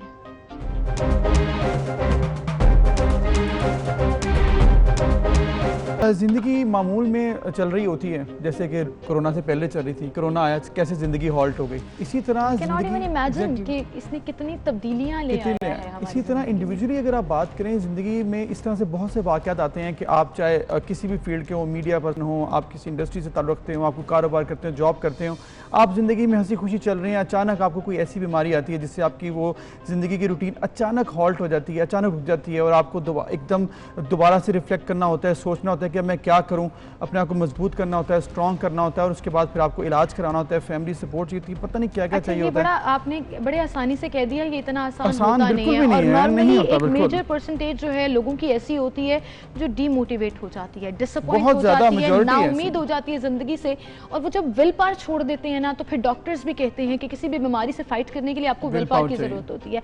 बहरहाल जी, आज हमारी 24/9 में जो गेस्ट मौजूद हैं, हमारी साथी रही हैं 2015 में 24 न्यूज़ के साथ अटैच रही हैं एज एन एंकर, दिन न्यूज़ के साथ अटैच रहीं, कैपिटल न्यूज़ के साथ अटैच रहीं, बहुत से लोग उनको ऑन स्क्रीन जानते हैं। नायरा मलिक का मैं जिक्र कर रही हूँ, जिनको earlier this year cancer diagnose हुआ और ब्रेस्ट कैंसर डायग्नोज हुआ, लेकिन अब सलाम है इस लड़की के हौसले को कि इसने पस्त नहीं होने दिया अपने घर वालों का हौसला भी। मोटिवेटेड हैं, ना सिर्फ अपना इलाज करा रही हैं बल्कि जिंदा दिली से अपनी बीमारी के बारे में बात करती हैं, लोगों के लिए इंस्पिरेशन पैदा करती हैं। और ये देखिए, मतलब even during her chemo sessions, आजकल उनके कीमो सेशंस हो रहे हैं, शी स्माइलिंग, हाल सर के बाल चले गए तो कोई मसला नहीं है, मैं इसको स्टाइल बना लूंगी, I will make her my style icon. ये सोच है नायरा की। और आप यकीन जानिए, अभी कुछ अर्सा पहले हम जब बात कर रहे थे and I got to know, तो मेरा नायरा से उस तरह से राब्ता तो मुमकिन नहीं था क्योंकि we couldn't connect, but literally मेरे दिल से दुआ निकली कि अल्लाह ताला इनको सलामत रखे और ये हमेशा इसी तरह से मुस्कुराती रहें, ना सिर्फ अपने लिए एक हेल्दी लाइफ आगे इनको मिले बल्कि लोगों के लिए जो ये इंस्पिरेशन बन रही हैं, मोटिवेशन बन रही हैं, वो कायम होता है। बिल्कुल, आपने जिक्र किया ना जैसे कि एक अभी भी कीमो इनकी हो रही है, सेकंड स्टेज पे इनको कैंसर है। इससे पहले 2009 में भी इनको एक कैंसर डायग्नोज हुआ था ग्लैंड्स का, जिसको ये फुली अल्हम्दुलिल्लाह रिकवर कर चुकी हैं। तो अल्लाह ताला इनको ज़िंदगी सेहत दे, हमारी दुआएं के साथ हैं। हम आपसे उनकी आज मुलाकात कराएंगे और जानेंगे कि इतनी हिम्मत, इतना हौसला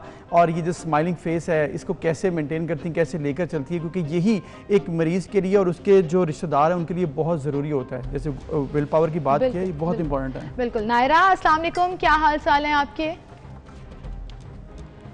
वालेकुम अस्सलाम सिमल, अल्लाह का शुक्र है मैं बिल्कुल ठीक हूँ। आप बताएं, आप ठीक हैं? अल्हम्दुलिल्लाह। मेरे ख्याल से आपके साथ अबूजर हैं। जी जी जी जी अबूजर हैं। कैसी हैं नायरा? आप ठीक ठाक हैं? अल्लाह ताला से दुआ है कि आप खैरियत से रहें। अल्लाह का शुक्र। नायरा, कितना मुश्किल ये सफ़र रहा आपका अब तक, जब से कैंसर डायग्नोज हुआ? आसान काम नहीं है। आप एक तो इससे फाइट भी कर रही हैं, दूसरा ये प्यारी सी स्माइल जो है, मुझे देख के बहुत खुशी हुई कि आपकी अभी भी कायम दायम है। कैसे कैसे कर लिया ये? कितना मुश्किल था ये? सिमल, जिस वक्त इंसान को ये एहसास हो जाता है कि वो इस दुनिया में आया क्यों है और उसने वापस भी जाना है, ये 2 लाइनें हैं सिर्फ और सिर्फ इस स्माइल की। जब आप रियलिटी के करीब हो जाएंगे तो फिर आपको बाकी चीज़ें बॉदर नहीं करती हैं, वो चाहे बीमारी हो या फिर फाइनेंशियली कोई प्रॉब्लम हो या फिर इर्द गिर्द जो लोगों की बातों से आप मुतासिर होते हैं या एक्सपेक्टेशन के बाद वो एक्सपेक्टेशन पूरी नहीं होती हैं, सारी जिनको हम तकलीफ़ों का कहते हैं कि ये तकलीफ़ें हैं इस दुनिया में, हम हैं तो हमारे साथ ये हो रहा है। और जिस तरह बीमारी की बात आप करिए ना जी, बस ये 2 लाइनें मैंने जहन में रखी और उसके बाद फिर मोटिवेशन खुद ब खुद ही आती गई।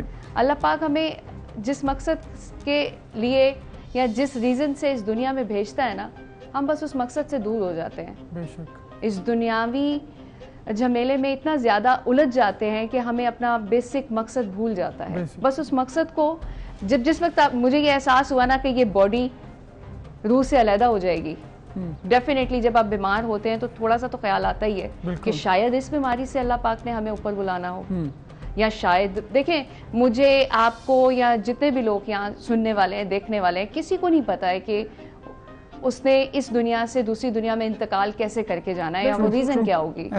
तो फिर मुझे अगर कैंसर है तो मुझे तो नहीं पता कि मैंने इस कैंसर के रीज़न से ऊपर जाना है या उसके बाद या उससे पहले कुछ ऐसा हो जाए। तो फिर जितनी लाइफ है उसको तो फिर ऐसे ही गुजारना चाहिए जैसे मैं गुजार रही हूं। नायरा, ये तो बड़ी माशाल्लाह आपकी बड़ा हौसला है कि आप इसको इस तरह से लेती हैं, और यही मेरे ख्याल में एक आइडियल बात है कि आप इसको ऐसे ही लो। अगर कोई बीमारी आती है, क्योंकि अल्लाह ताला की तरफ से आई है, अल्लाह ताला उसमें से निकालेगा भी। लेकिन ये तो आपको 2009 में भी एक डायग्नोज हुआ कैंसर, आपने तब भी ऐसे फाइट किया, अल्हम्दुलिल्लाह आप फुली रिकवर हो गई। तो माशाल्लाह हौसला तो आपके अंदर हमेशा से ही है।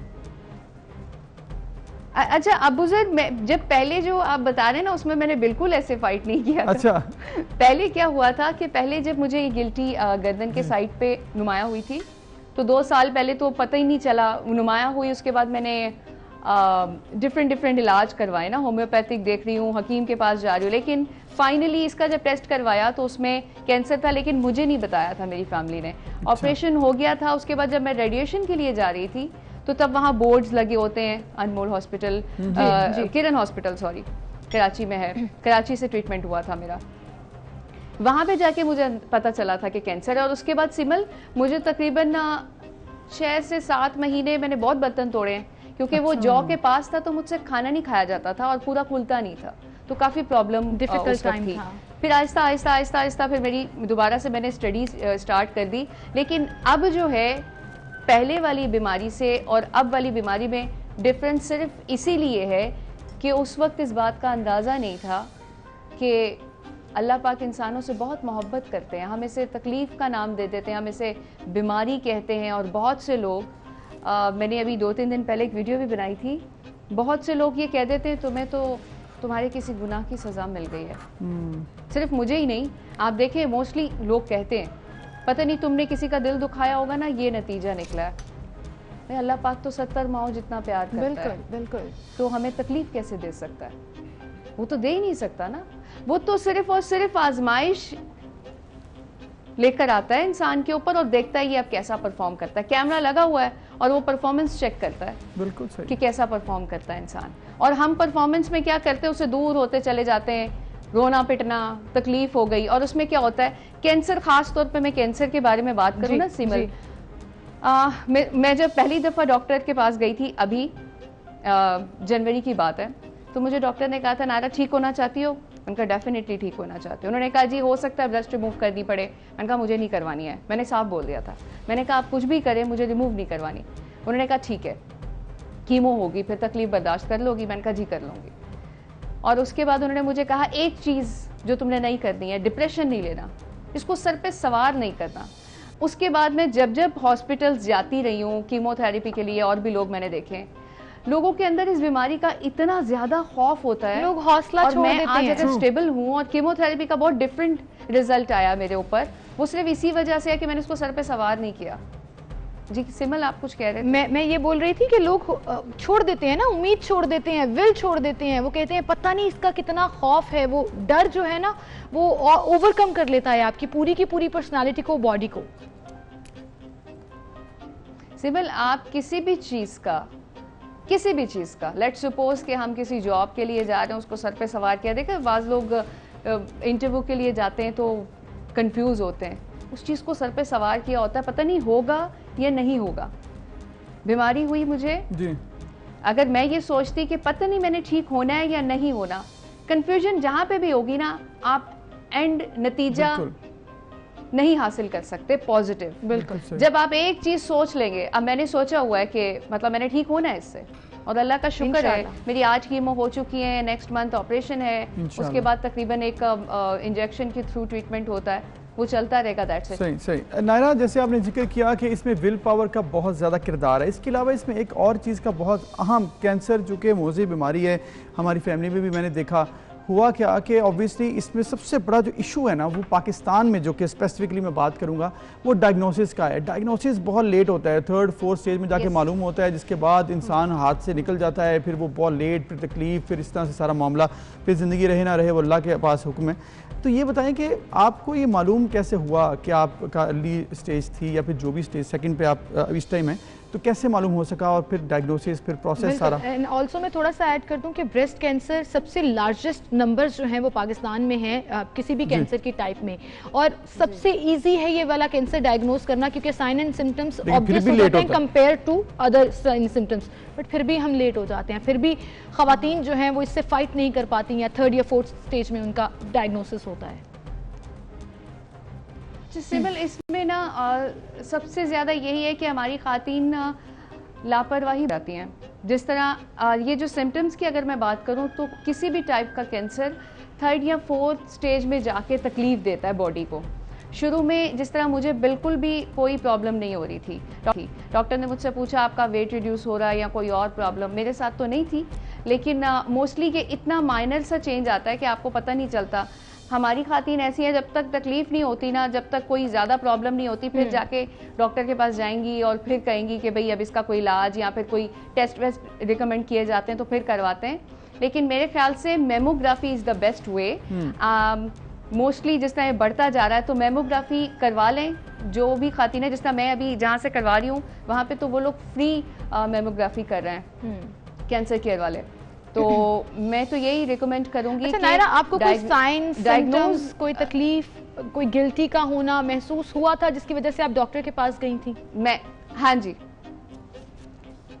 मेरी मेड है, उसने चेक किया था यहाँ पे, वो एक दिन दबा रही थी मुझे तो उसको लगा यहाँ पे गिल्टी है।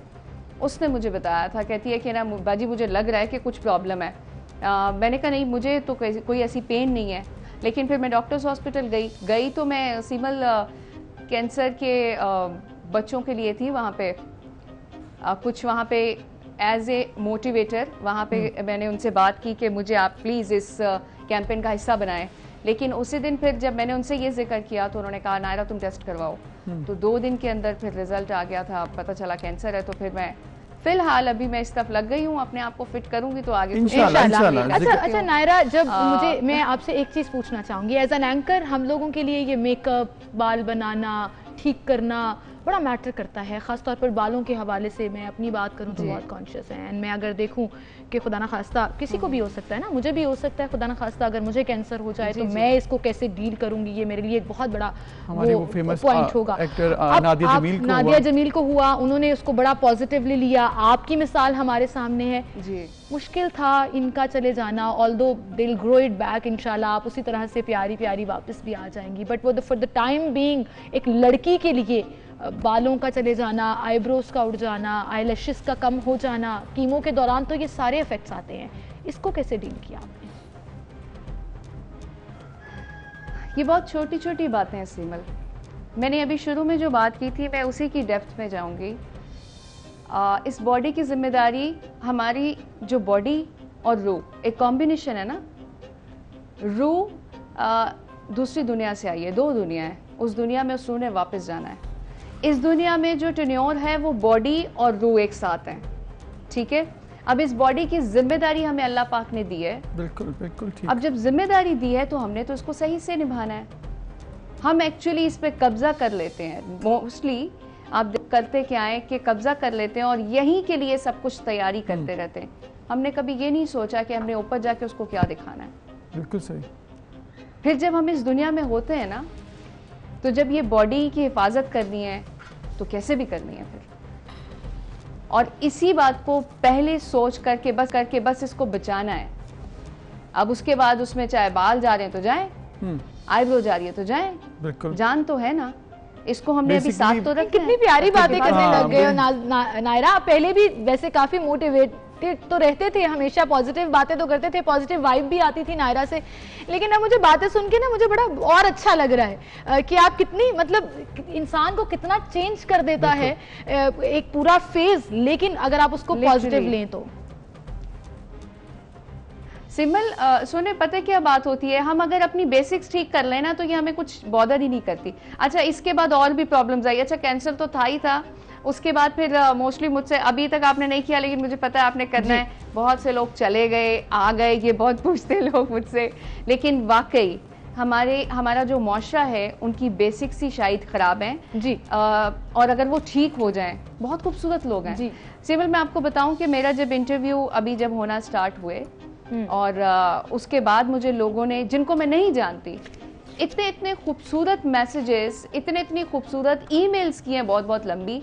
और मैं सोच रही थी कि हमारी सोच कितनी नाकिस है। बेशक हम कहते हैं मुझे सीमल प्यार करे, लेट्स सपोज मैं कहती हूँ कि मुझे तो सीमल से प्यार चाहिए, लेकिन हम डायरेक्ट उसको क्यों नहीं कहते जिसने ये सारी जिंदगी, ये खूबसूरती, ये हमारे लिए सब कुछ बनाया है, हम उससे क्यों नहीं कहते कि भाई मुझे प्यार चाहिए।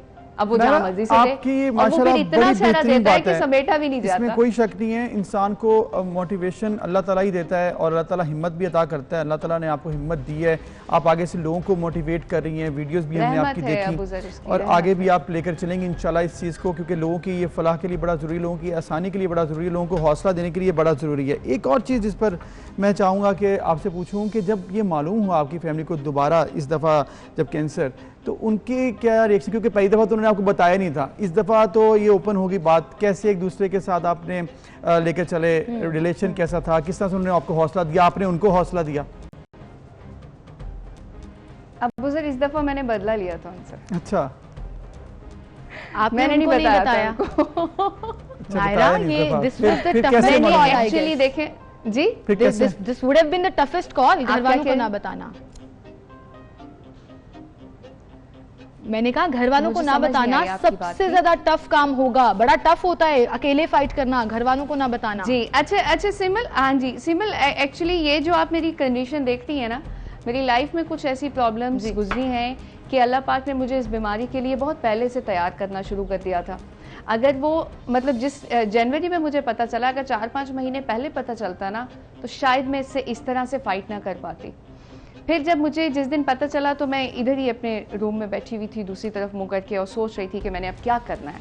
उस वक्त नहीं रोई थी मैं जिस वक्त मुझे पता चला था, क्योंकि जब मैं फिर मैंने घर वालों को नहीं बताया था। मेरे घर वालों को तो जब मेरी सेकंड कीमो हुई है और जब बाल उतरना शुरू हुए हैं तो तब मैंने उनके साथ शेयर किया था कि ऐसे ऐसे। वो डेफिनेटली आपको पता है माए, देखिए प्यार ना, जिस हम बहुत आराम से कह देते हैं मुझे तुमसे मोहब्बत है, लड़का लड़की एक दूसरे से कह देते हैं, हम रिलेशंस में कह देते हैं, हम दोस्तों से कह देते हैं। उसको फील करना, उसको फील करवाना, प्यार ऐसी चीज होती ही नहीं है जिसको आप मुंह से कहें बार बार मैं तुमसे प्यार करता हूँ, मैं तुमसे प्यार करती हूँ।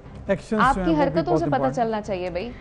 मुझे आज भी ऐसा जो चीज मैंने उस वक्त सोची थी कि अगर मेरी, मैं जैसे आपने ये बताया तो एकदम से मुझे फील हुआ कि कितना मुश्किल होगा वो, इवन फर्स्ट कीमोथेरेपी सेशन भी फैमिली के बगैर और इवन फैमिली के लिए। बट मैं आपको वर्चुअल हक करती हूँ, अगर आप मेरे सामने होती तो मैं जरूर आपको जोर से हक कर लेती कि ये हौसला जो है ना वो मुझे भी चाहिए, और मैं आपकी बातों से बहुत कुछ सीख रही हूँ। बिल्कुल। और सिमल, मैं सिर्फ अपनी वालदा और अपने वालिद साहब के प्यार में, कि मैं अगर उनको बताऊंगी तो मुझसे ज्यादा डाउन होंगे वो, और ऐसा ही होता था। जब उनको पता चल गया ना, तो मैं कीमोथेरेपी के बाद जब उनके साथ होती थी तो मैं तो संभाल लेती थी अपने आप को, मेरी वालदा को संभालना मुश्किल हो जाता था। ऑब्वियसली फिर एक दूसरे को संभालना, एक दूसरे को हौसला देना, ये बड़ा इंपॉर्टेंट होता है। समझ ही नहीं आती थी। और जब ऐसा क्राइसिस हो फैमिली में, जब ऐसा मसला आए फैमिली में, तो आई नो कि इट इज़ वेरी डिफिकल्ट। एक दूसरे को आपने हौसला देना होता है, चाहे वो पेशेंट हो, चाहे वो उसके अटेंडेंट्स हों। नायरा, लेकिन ऑब्वियसली ये चीज़ बड़ी इंपॉर्टेंट है, अल्लाह ताला आपकी फैमिली को हौसला दे। आप हमारे लिए भी मोटिवेशन है, बहुत से देखने वाले हैं उनके लिए भी आप मोटिवेशन। अच्छा नायरा, आपके पास टीवी है इस वक्त? मेरे पास मोबाइल है। अच्छा, फिर आप फेसबुक पर 24 न्यूज़ का पेज, टीवी अंदर रूम में है, कोई बात नहीं, आप लाइव फेसबुक देख लीजिए, ठीक है। 24 पेज पर जो हमारा प्रोग्राम इस वक्त लाइव वहाँ भी जा रहा है। हम आपको कुछ दिखाना चाहते हैं, आप जब खोल लीजिए तो हमें बताइएगा। फेसबुक लाइव पे चले जाए ना, ताकि आपके लिए वो जो सरप्राइज हमने रखा हुआ है। जी आ गया। चलें जी, मैं अपने प्रोड्यूसर फाद से कहूँगी ये आ जाएगा ना, ये जी यूट्यूब पे लाइव, जी बिल्कुल आ जाएगा। आप देखिए, ठीक है जी फाद प्ले कीजिएगा। इतना बहादुर भी कोई हो सकता है, और बहादुरी की मिसाल कायम की है नायरा मलिक ने। जिस तरह से पॉजिटिव रहकर वो ज़िंदगी गुजार रही हैं और इस बीमारी के साथ लड़ रही हैं, वो एक मिसाली है, मिसाली एंकर, मिसाली शख्सियत है। जिस हिम्मत से आप अपने मर्ज़ का मुकाबला कर रही हैं, we are really very very very proud of you. Allah मियां आपको सेहत दे and may you be blessed with the best of everything, और आप दोबारा वापस अपने प्रोफेशन को ज्वाइन करें। नायरा हमारी बहुत प्यारी कॉलीग और एक बहुत अच्छी इंसान जो कि इस वक्त कैंसर जैसी इलनेस से लड़ रही हैं। Naira, you are one of the toughest and strongest people I know. मुझे पता है कि ये टाइम बहुत ज़्यादा चैलेंजिंग हो सकता है, लेकिन आपकी करेज को देख के, आपकी एंड्योरेंस को देख के मैं शदीद मुतासिर हुई हूँ। अल्लाह आपको ऐसे ही हिम्मत दे और हौसला दे और आप कैंसर को बीट कर सकें। और नायरा, जैसे तुम जितनी हिम्मत अब तक करती आई हो, बस थोड़ा सा रास्ता और है, मुश्किल बहुत है। और I have been watching your motivational videos, बहुत अच्छा लग रहा है उन सबको देखकर। और वो जो एक स्माइल है तुम्हारे चेहरे पे, वो एक जो सेटिस्फैक्शन लेवल है, यकीन करो कि जब वो मैं देखती हूँ ना, तो मुझे खुद ऐसा लगता है यार there is lot of more, जिसके लिए हमें थैंकफुल होना चाहिए, क्योंकि हमारे इर्द गिर्द ऐसे लोग मौजूद हैं जो कि इतनी मोटिवेशन से ज़िंदगी गुजार रहे हैं। So why not us. Naira बहुत बहादुर हैं और बड़ी हिम्मत से इस बीमारी का मुकाबला कर रही हैं। अल्लाह पाक आपको मज़ीद हिम्मत दें और जल्द से जल्द सेहतयाब करें, आमीन। और आपके बारे में जितना सुना है, आप इंतहाई डिटर्मिन्ड खातून हैं और अल्लाह ताला ने आपको ये हिम्मत दी है कि आप इस बीमारी से बहुत बहादुरी से लड़ रही हैं। अल्लाह ताला आपको सेहत दे, हम सब की दुआएं आपके साथ हैं, और इसी तरह से आप हमारे लिए एक मोटिवेशन, इंस्पिरेशन हमेशा के लिए बनी रहे। हम जानते हैं कि ये वक्त आपके लिए बहुत ज़्यादा मुश्किल है और हम सब की दुआएं आपके साथ हैं, और जिस तरह आप हिम्मत दिखा रही हो, अल्लाह ताला आपको बहुत जल्द सेहतयाब करे, आमीन। बिल्कुल नायरा, जिस तरह आप हिम्मत से इस मर्ज़ का मुकाबला कर रही हैं, उन लोगों के लिए मिसाल हैं जो कैंसर या किसी और मूजी मर्ज़ में मुब्तला हैं। मैं और मेरी पूरी टीम, जितनी भी एंकर कम्युनिटी है, वो आपके लिए दुआगो है कि जल्दी से आप सेहतयाब हों और दोबारा से स्क्रीन पे वापस आएँ, आमीन। अल्लाह ताला से दुआ है कि नायरा मलिक जो है वो जल्द से जल्द अल्लाह ताला उन्हें सेहत अता करे, और कामयाबियाँ तो इनका मुकद्दर हैं ही। मैं अपने दोस्तों से कहता हूँ कि यार, अगर मुश्किल हालात में किसी जिंदगी में किसी मुश्किल वक्त से लड़ना है ना, तो नायरा मलिक से सीखे। I watched and heard your interview on social network, और वहीं से मुझे इस चीज़ का पता चला कि आपको कैंसर है और आप कितनी हिम्मत के साथ कितनी स्ट्रगल कर रही हैं और इस बीमारी से फाइट कर रही हैं। तो मेरी अल्लाह सुब्हानहू व तआला से दुआ है कि अल्लाह पाक आपको जल्द शिफायाब करें, आप बिल्कुल ठीक हो जाएं, क्योंकि आप जैसे स्ट्रगलर्स की, आप जैसी वॉरियर्स की, आप जैसी बाहिम्मत ख़वातीन की हमें, हमारी इस मीडिया इंडस्ट्री को और हमारी सोसाइटी को बहुत ज़्यादा ज़रूरत है। बहुत से लोगों को मैंने देखा है कि वो जब परेशान होते हैं, बल्कि अक्सर यही होता है कि जब लोग परेशान होते हैं तो उनका ये जो काम करने की सलाहियत है, ये जो उनकी परफॉर्मेंस है, उस पर बहुत असर होता है। वो उस तरह से परफॉर्म नहीं कर पा रहे होते जब वो डिप्रेस होते हैं। लेकिन नायरा के बारे में ये बात बहुत कम लोग जानते हैं कि नायरा को मैंने जब भी परेशान देखा है, जब भी मैंने इसे डिप्रेस देखा है, ये इसके बिल्कुल बरक्स रही है। उतना बेहतर, जितनी ये ज़्यादा डिप्रेस है, उतना बेहतर ये परफॉर्म कर रही है न्यूज़ स्टूडियो में आके, और उतने बेहतर तरीके से चीज़ों को ये लेके चल रही है। जी नायरा, कैसा लगा आपको? इतनी वेल विशेस आपके पूरे कॉलीग्स की तरफ से इससे खूबसूरत तोहफा तो हो ही नहीं सकता था। मैं जिस कम्युनिटी का हिस्सा हूँ, मुझे पहले भी बहुत फ़ख्र था कि मैंने ये फील्ड ज्वाइन की। हमारे इर्द गिर्द लोग बहुत खूबसूरत हैं, और मुझसे मोस्टली लोग कहते हैं करियर का आगाज़ किया, लड़कियों को बहुत मुश्किलात होती हैं। अल्लाह पाक की तो ख़ास रहमत है ही, लेकिन ये जो खूबसूरत लोग जिन्होंने मेरे लिए ये मैसेज दिए, लव यू ऑल, मैं इससे ज़्यादा अभी कुछ कह नहीं सकती। और सब आपसे बहुत मोहब्बत करते हैं, इसमें कोई शक नहीं है।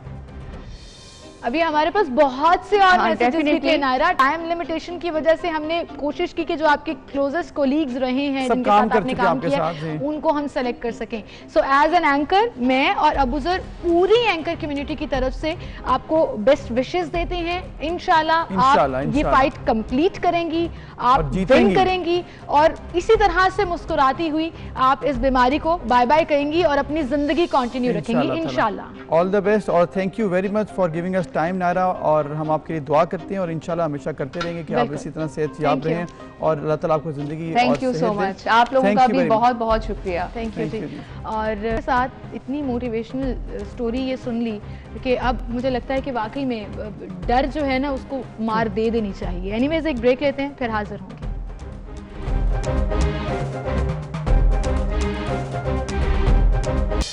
वेलकम बैक नाज़रीन। हमने कुछ देर पहले जिक्र किया था आपसे जो ट्रांसपोर्टर्स का इशू चल रहा है और जो कराची में गुज़िश्ता रोज़ धरना हुआ, इस पर हम बात करेंगे। हमारे साथ मौजूद हैं कैप्टन रिटायर्ड आसिफ महमूद साहब जो कि chairman supreme council of all Pakistan transporter हैं।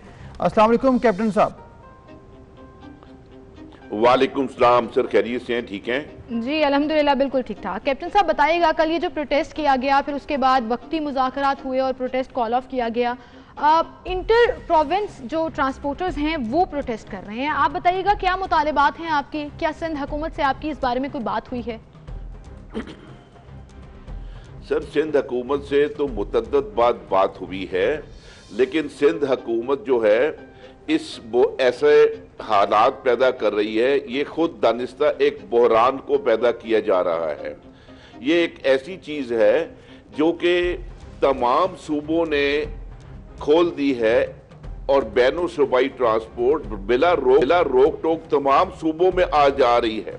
सिंध एक वाहिद सूबा है जहां पर इस पर पाबंदी लगी हुई है और इसकी बैकग्राउंड जो है वो कुछ और है, क्योंकि ये मामला आज से कोई ये 6 माह पहले इन्होंने शुरू किया था और अपने कुछ मखसूस मफादात के तहत ये काम कर रहे थे कि बैनुल सूबाई ट्रांसपोर्ट को कराची शहर से बाहर निकाल रहे थे। जी। और उस मसले पर फिर हमने इनको समझाया, ये नहीं माने, फिर हम अदालत में गए और मुकदमा अदालत में ज़ेर इल्तवा भी है। उसके बाद इत्तेफाक से कोरोना आ गया, हमने इनसे बैठकर बात की कि हम तमाम SOPs को भी मानते हैं, अगर आप चाहते हैं कि हम शहर से बाहर चले जाएं वो भी करने को तैयार हैं, हमारे साथ बैठकर कोई मुज़ाकरात तो करें, लेकिन कोई शख्स भी उनमें मुज़ाकरात करने को तैयार नहीं। कैप्टन साहब हमारे जो आपने जिक्र किया कि सूबाई हुकूमत से मुज़ाकरात करने के लिए तैयार नहीं है, सूबाई हुकूमत के वजीर ट्रांसपोर्ट जो हैं उनसे कल हमारी बात हुई थी सिंध से, उन्होंने कहा कि ये तो विफाक का मसला, ये हमारा मसला ही नहीं है क्योंकि ये इश्यूज इस वक्त विफाक से चल रहे हैं सारे। नहीं, तौबा नाउज़ुबिल्लाह, ये सिंध जो है वो डील के इख्तियारात हैं सर। नहीं, मेरी वजीर ट्रांसपोर्ट से 5-6 दफा मुलाकात हुई है, कल भी मुलाकात हुई है, उससे हफ्ता पहले भी हुई। वो इस सिलसिले में कुछ भी नहीं कर सकते और वो खुद कह रहे हैं कि ये मेरे अब जवाबदीदी इख्तियारात जो थे वो नहीं है। दरअसल इसके पीछे एक गहरी साजिश है और इसके अंदर पीपल्स पार्टी के मौजूदा हुकूमत के कुछ सीनियर अरकान भी शामिल हैं। मुझे ये बताइएगा इससे क्या साबित होगा या किसको क्या फायदा होगा कि साजिश से क्या निकलेगा? अब असल मसला तो इन लोगों के रोजगार का है, जो लोग कल ये प्रोटेस्ट कर रहे थे। आप देखिए क्या रोजगार का मसला नहीं है? ट्रांसपोर्ट अगर बंद होगी तो उनके घरों का चूल्हा भी नहीं जलेगा, वो कंडक्टर हो, ड्राइवर हो या इवन जो बस चला रहे हैं वो हो। तो मेन मसला और मुद्दा भी यही होना चाहिए है। आप जरा बात समझें, आप कह रही हैं कि उनका क्या इंटरेस्ट होगा। पूरे कराची के अंदर, कराची से बाहर 4 टर्मिनल हैं और कराची के अंदर 22-23 टर्मिनल हैं। हुकूमत सिंध के कुछ लोग सिर्फ एक टर्मिनल को तमाम गाड़ियों को पार्क करने के लिए चाहते हैं, जहां से पर ना ये पार्किंग हो सकती है और इस गठजोड़ में बहुत बड़ी करप्शन इन्वॉल्व है। अदरवाइज आपके पास कोई प्रूफ ये है ऐसा कभी हो नहीं कोई सकता। सबूत है आपके पास इस चीज के? यस आप मेरी बात गौर से सुने। सॉर्ट आउट कैसे होगा मामला अगर आपके पास करप्शन के सबूत भी हैं, मामला भी हल नहीं हो रहा, लोग एहतजाज कर रहे हैं, ट्रांसपोर्ट अफेक्ट हुई है, फिर हल क्या है? इस तरह से ये मामला लटक जाएगा? नहीं, अभी ये मामला वजीर आला सिंध और बिलावल साहब के पास जब जाएगा और उन्हें असल हकायक का पता जब चलेगा तो वो फौरी तौर पर, ये नामुमकिन है कि बिलावल साहब को जब असल शवाहिद का पता चला तो हो सकता है कि उसके ऊपर वो कोई कार्रवाई भी कर जाए। जिस टर्मिनल के बारे में कह रहे हैं उसके सामने 3 टर्मिनल हैं। आप सोचें तो सही, कोई अपना नुमाइंदा भेजे उन तीनों टर्मिनलों पे, जो कि इस टर्मिनल के बारे में जो कह रहे हैं वो एक डिस्प्यूटेड टर्मिनल है और उस टर्मिनल के बारे में कह रहे हैं कि सिर्फ वहां से। अच्छा कैप्टन साहब ये भी कहिएगा, चलें ये मामलात तो तय होंगे, कुछ डिसीजंस हैं वो लोकल लेवल पर होंगे या प्रोविंशियल लेवल की गवर्नमेंट डिसाइड करेगी। ये कहिएगा अब आपका आइंदा का लाएहामल क्या होगा, क्योंकि अभी तक कल तो आपसे पुलिस ने मुज़ाकरात किए and for the time being ये कॉल ऑफ हुआ प्रोटेस्ट, लेकिन फ्यूचर में लाएहामल क्या है अगर गवर्नमेंट नहीं खोलती और खसूसन ईद आ रही है और ईद पर लोग एक्चुअली ट्रैवल करते हैं, तब नहीं खोले जाते, तो आपका लाएहामल क्या होगा? देखें ये नामुमकिन है क्योंकि अब हमारा वजीर आला साहब से 1-2 दिन में राब्ता हो जाएगा। हमने तमाम सूबाई वज़रा को पहले तो ये उम्मीद थी कि ये वजीर ट्रांसपोर्ट इसको खोल देंगे। वो हर रोज ये कहते हैं कि मैं सुबह खोल दूंगा, शाम को खोल दूंगा। कल हम अली बादल शाह सेब के पास गए, उन्होंने बात की हम खोल देते हैं, और किसी के पास गए उनको कहा हम खोल देते हैं, फिर उसके बाद डिले करते जा रहे हैं। आखिर में कल उन्होंने सेक्रेटरी ट्रांसपोर्ट को भी कह दिया कि यार अब आपकी मीटिंग होगी वज़ीर आला से और उसके बाद मामला आपके हल होने की उम्मीद है और आवाम को रिलीफ मिलने की उम्मीद है। बहुत शुक्रिया कैप्टन रिटायर्ड आसिम महमूद साहब, आप हमारे साथ मौजूद थे और मामले के हवाले से आपने जिक्र किया कि क्या इशू है। अब ऑब्वियसली हम भी चाहते हैं इससे मुलाकात हो, मामला हल हो, क्योंकि ऑब्वियसली ईद भी आ रही है तो ये बिल्कुल लोगों के लिए आसानी होनी चाहिए, यही हम उम्मीद भी करते हैं और दुआ भी करते हैं। इसी के साथ आपसे इजाजत चाहेंगे, इंशाल्लाह कल सेम टाइम पर फिर से मुलाकात होगी। अपना ख्याल रखिएगा, अल्लाह हाफ़िज़।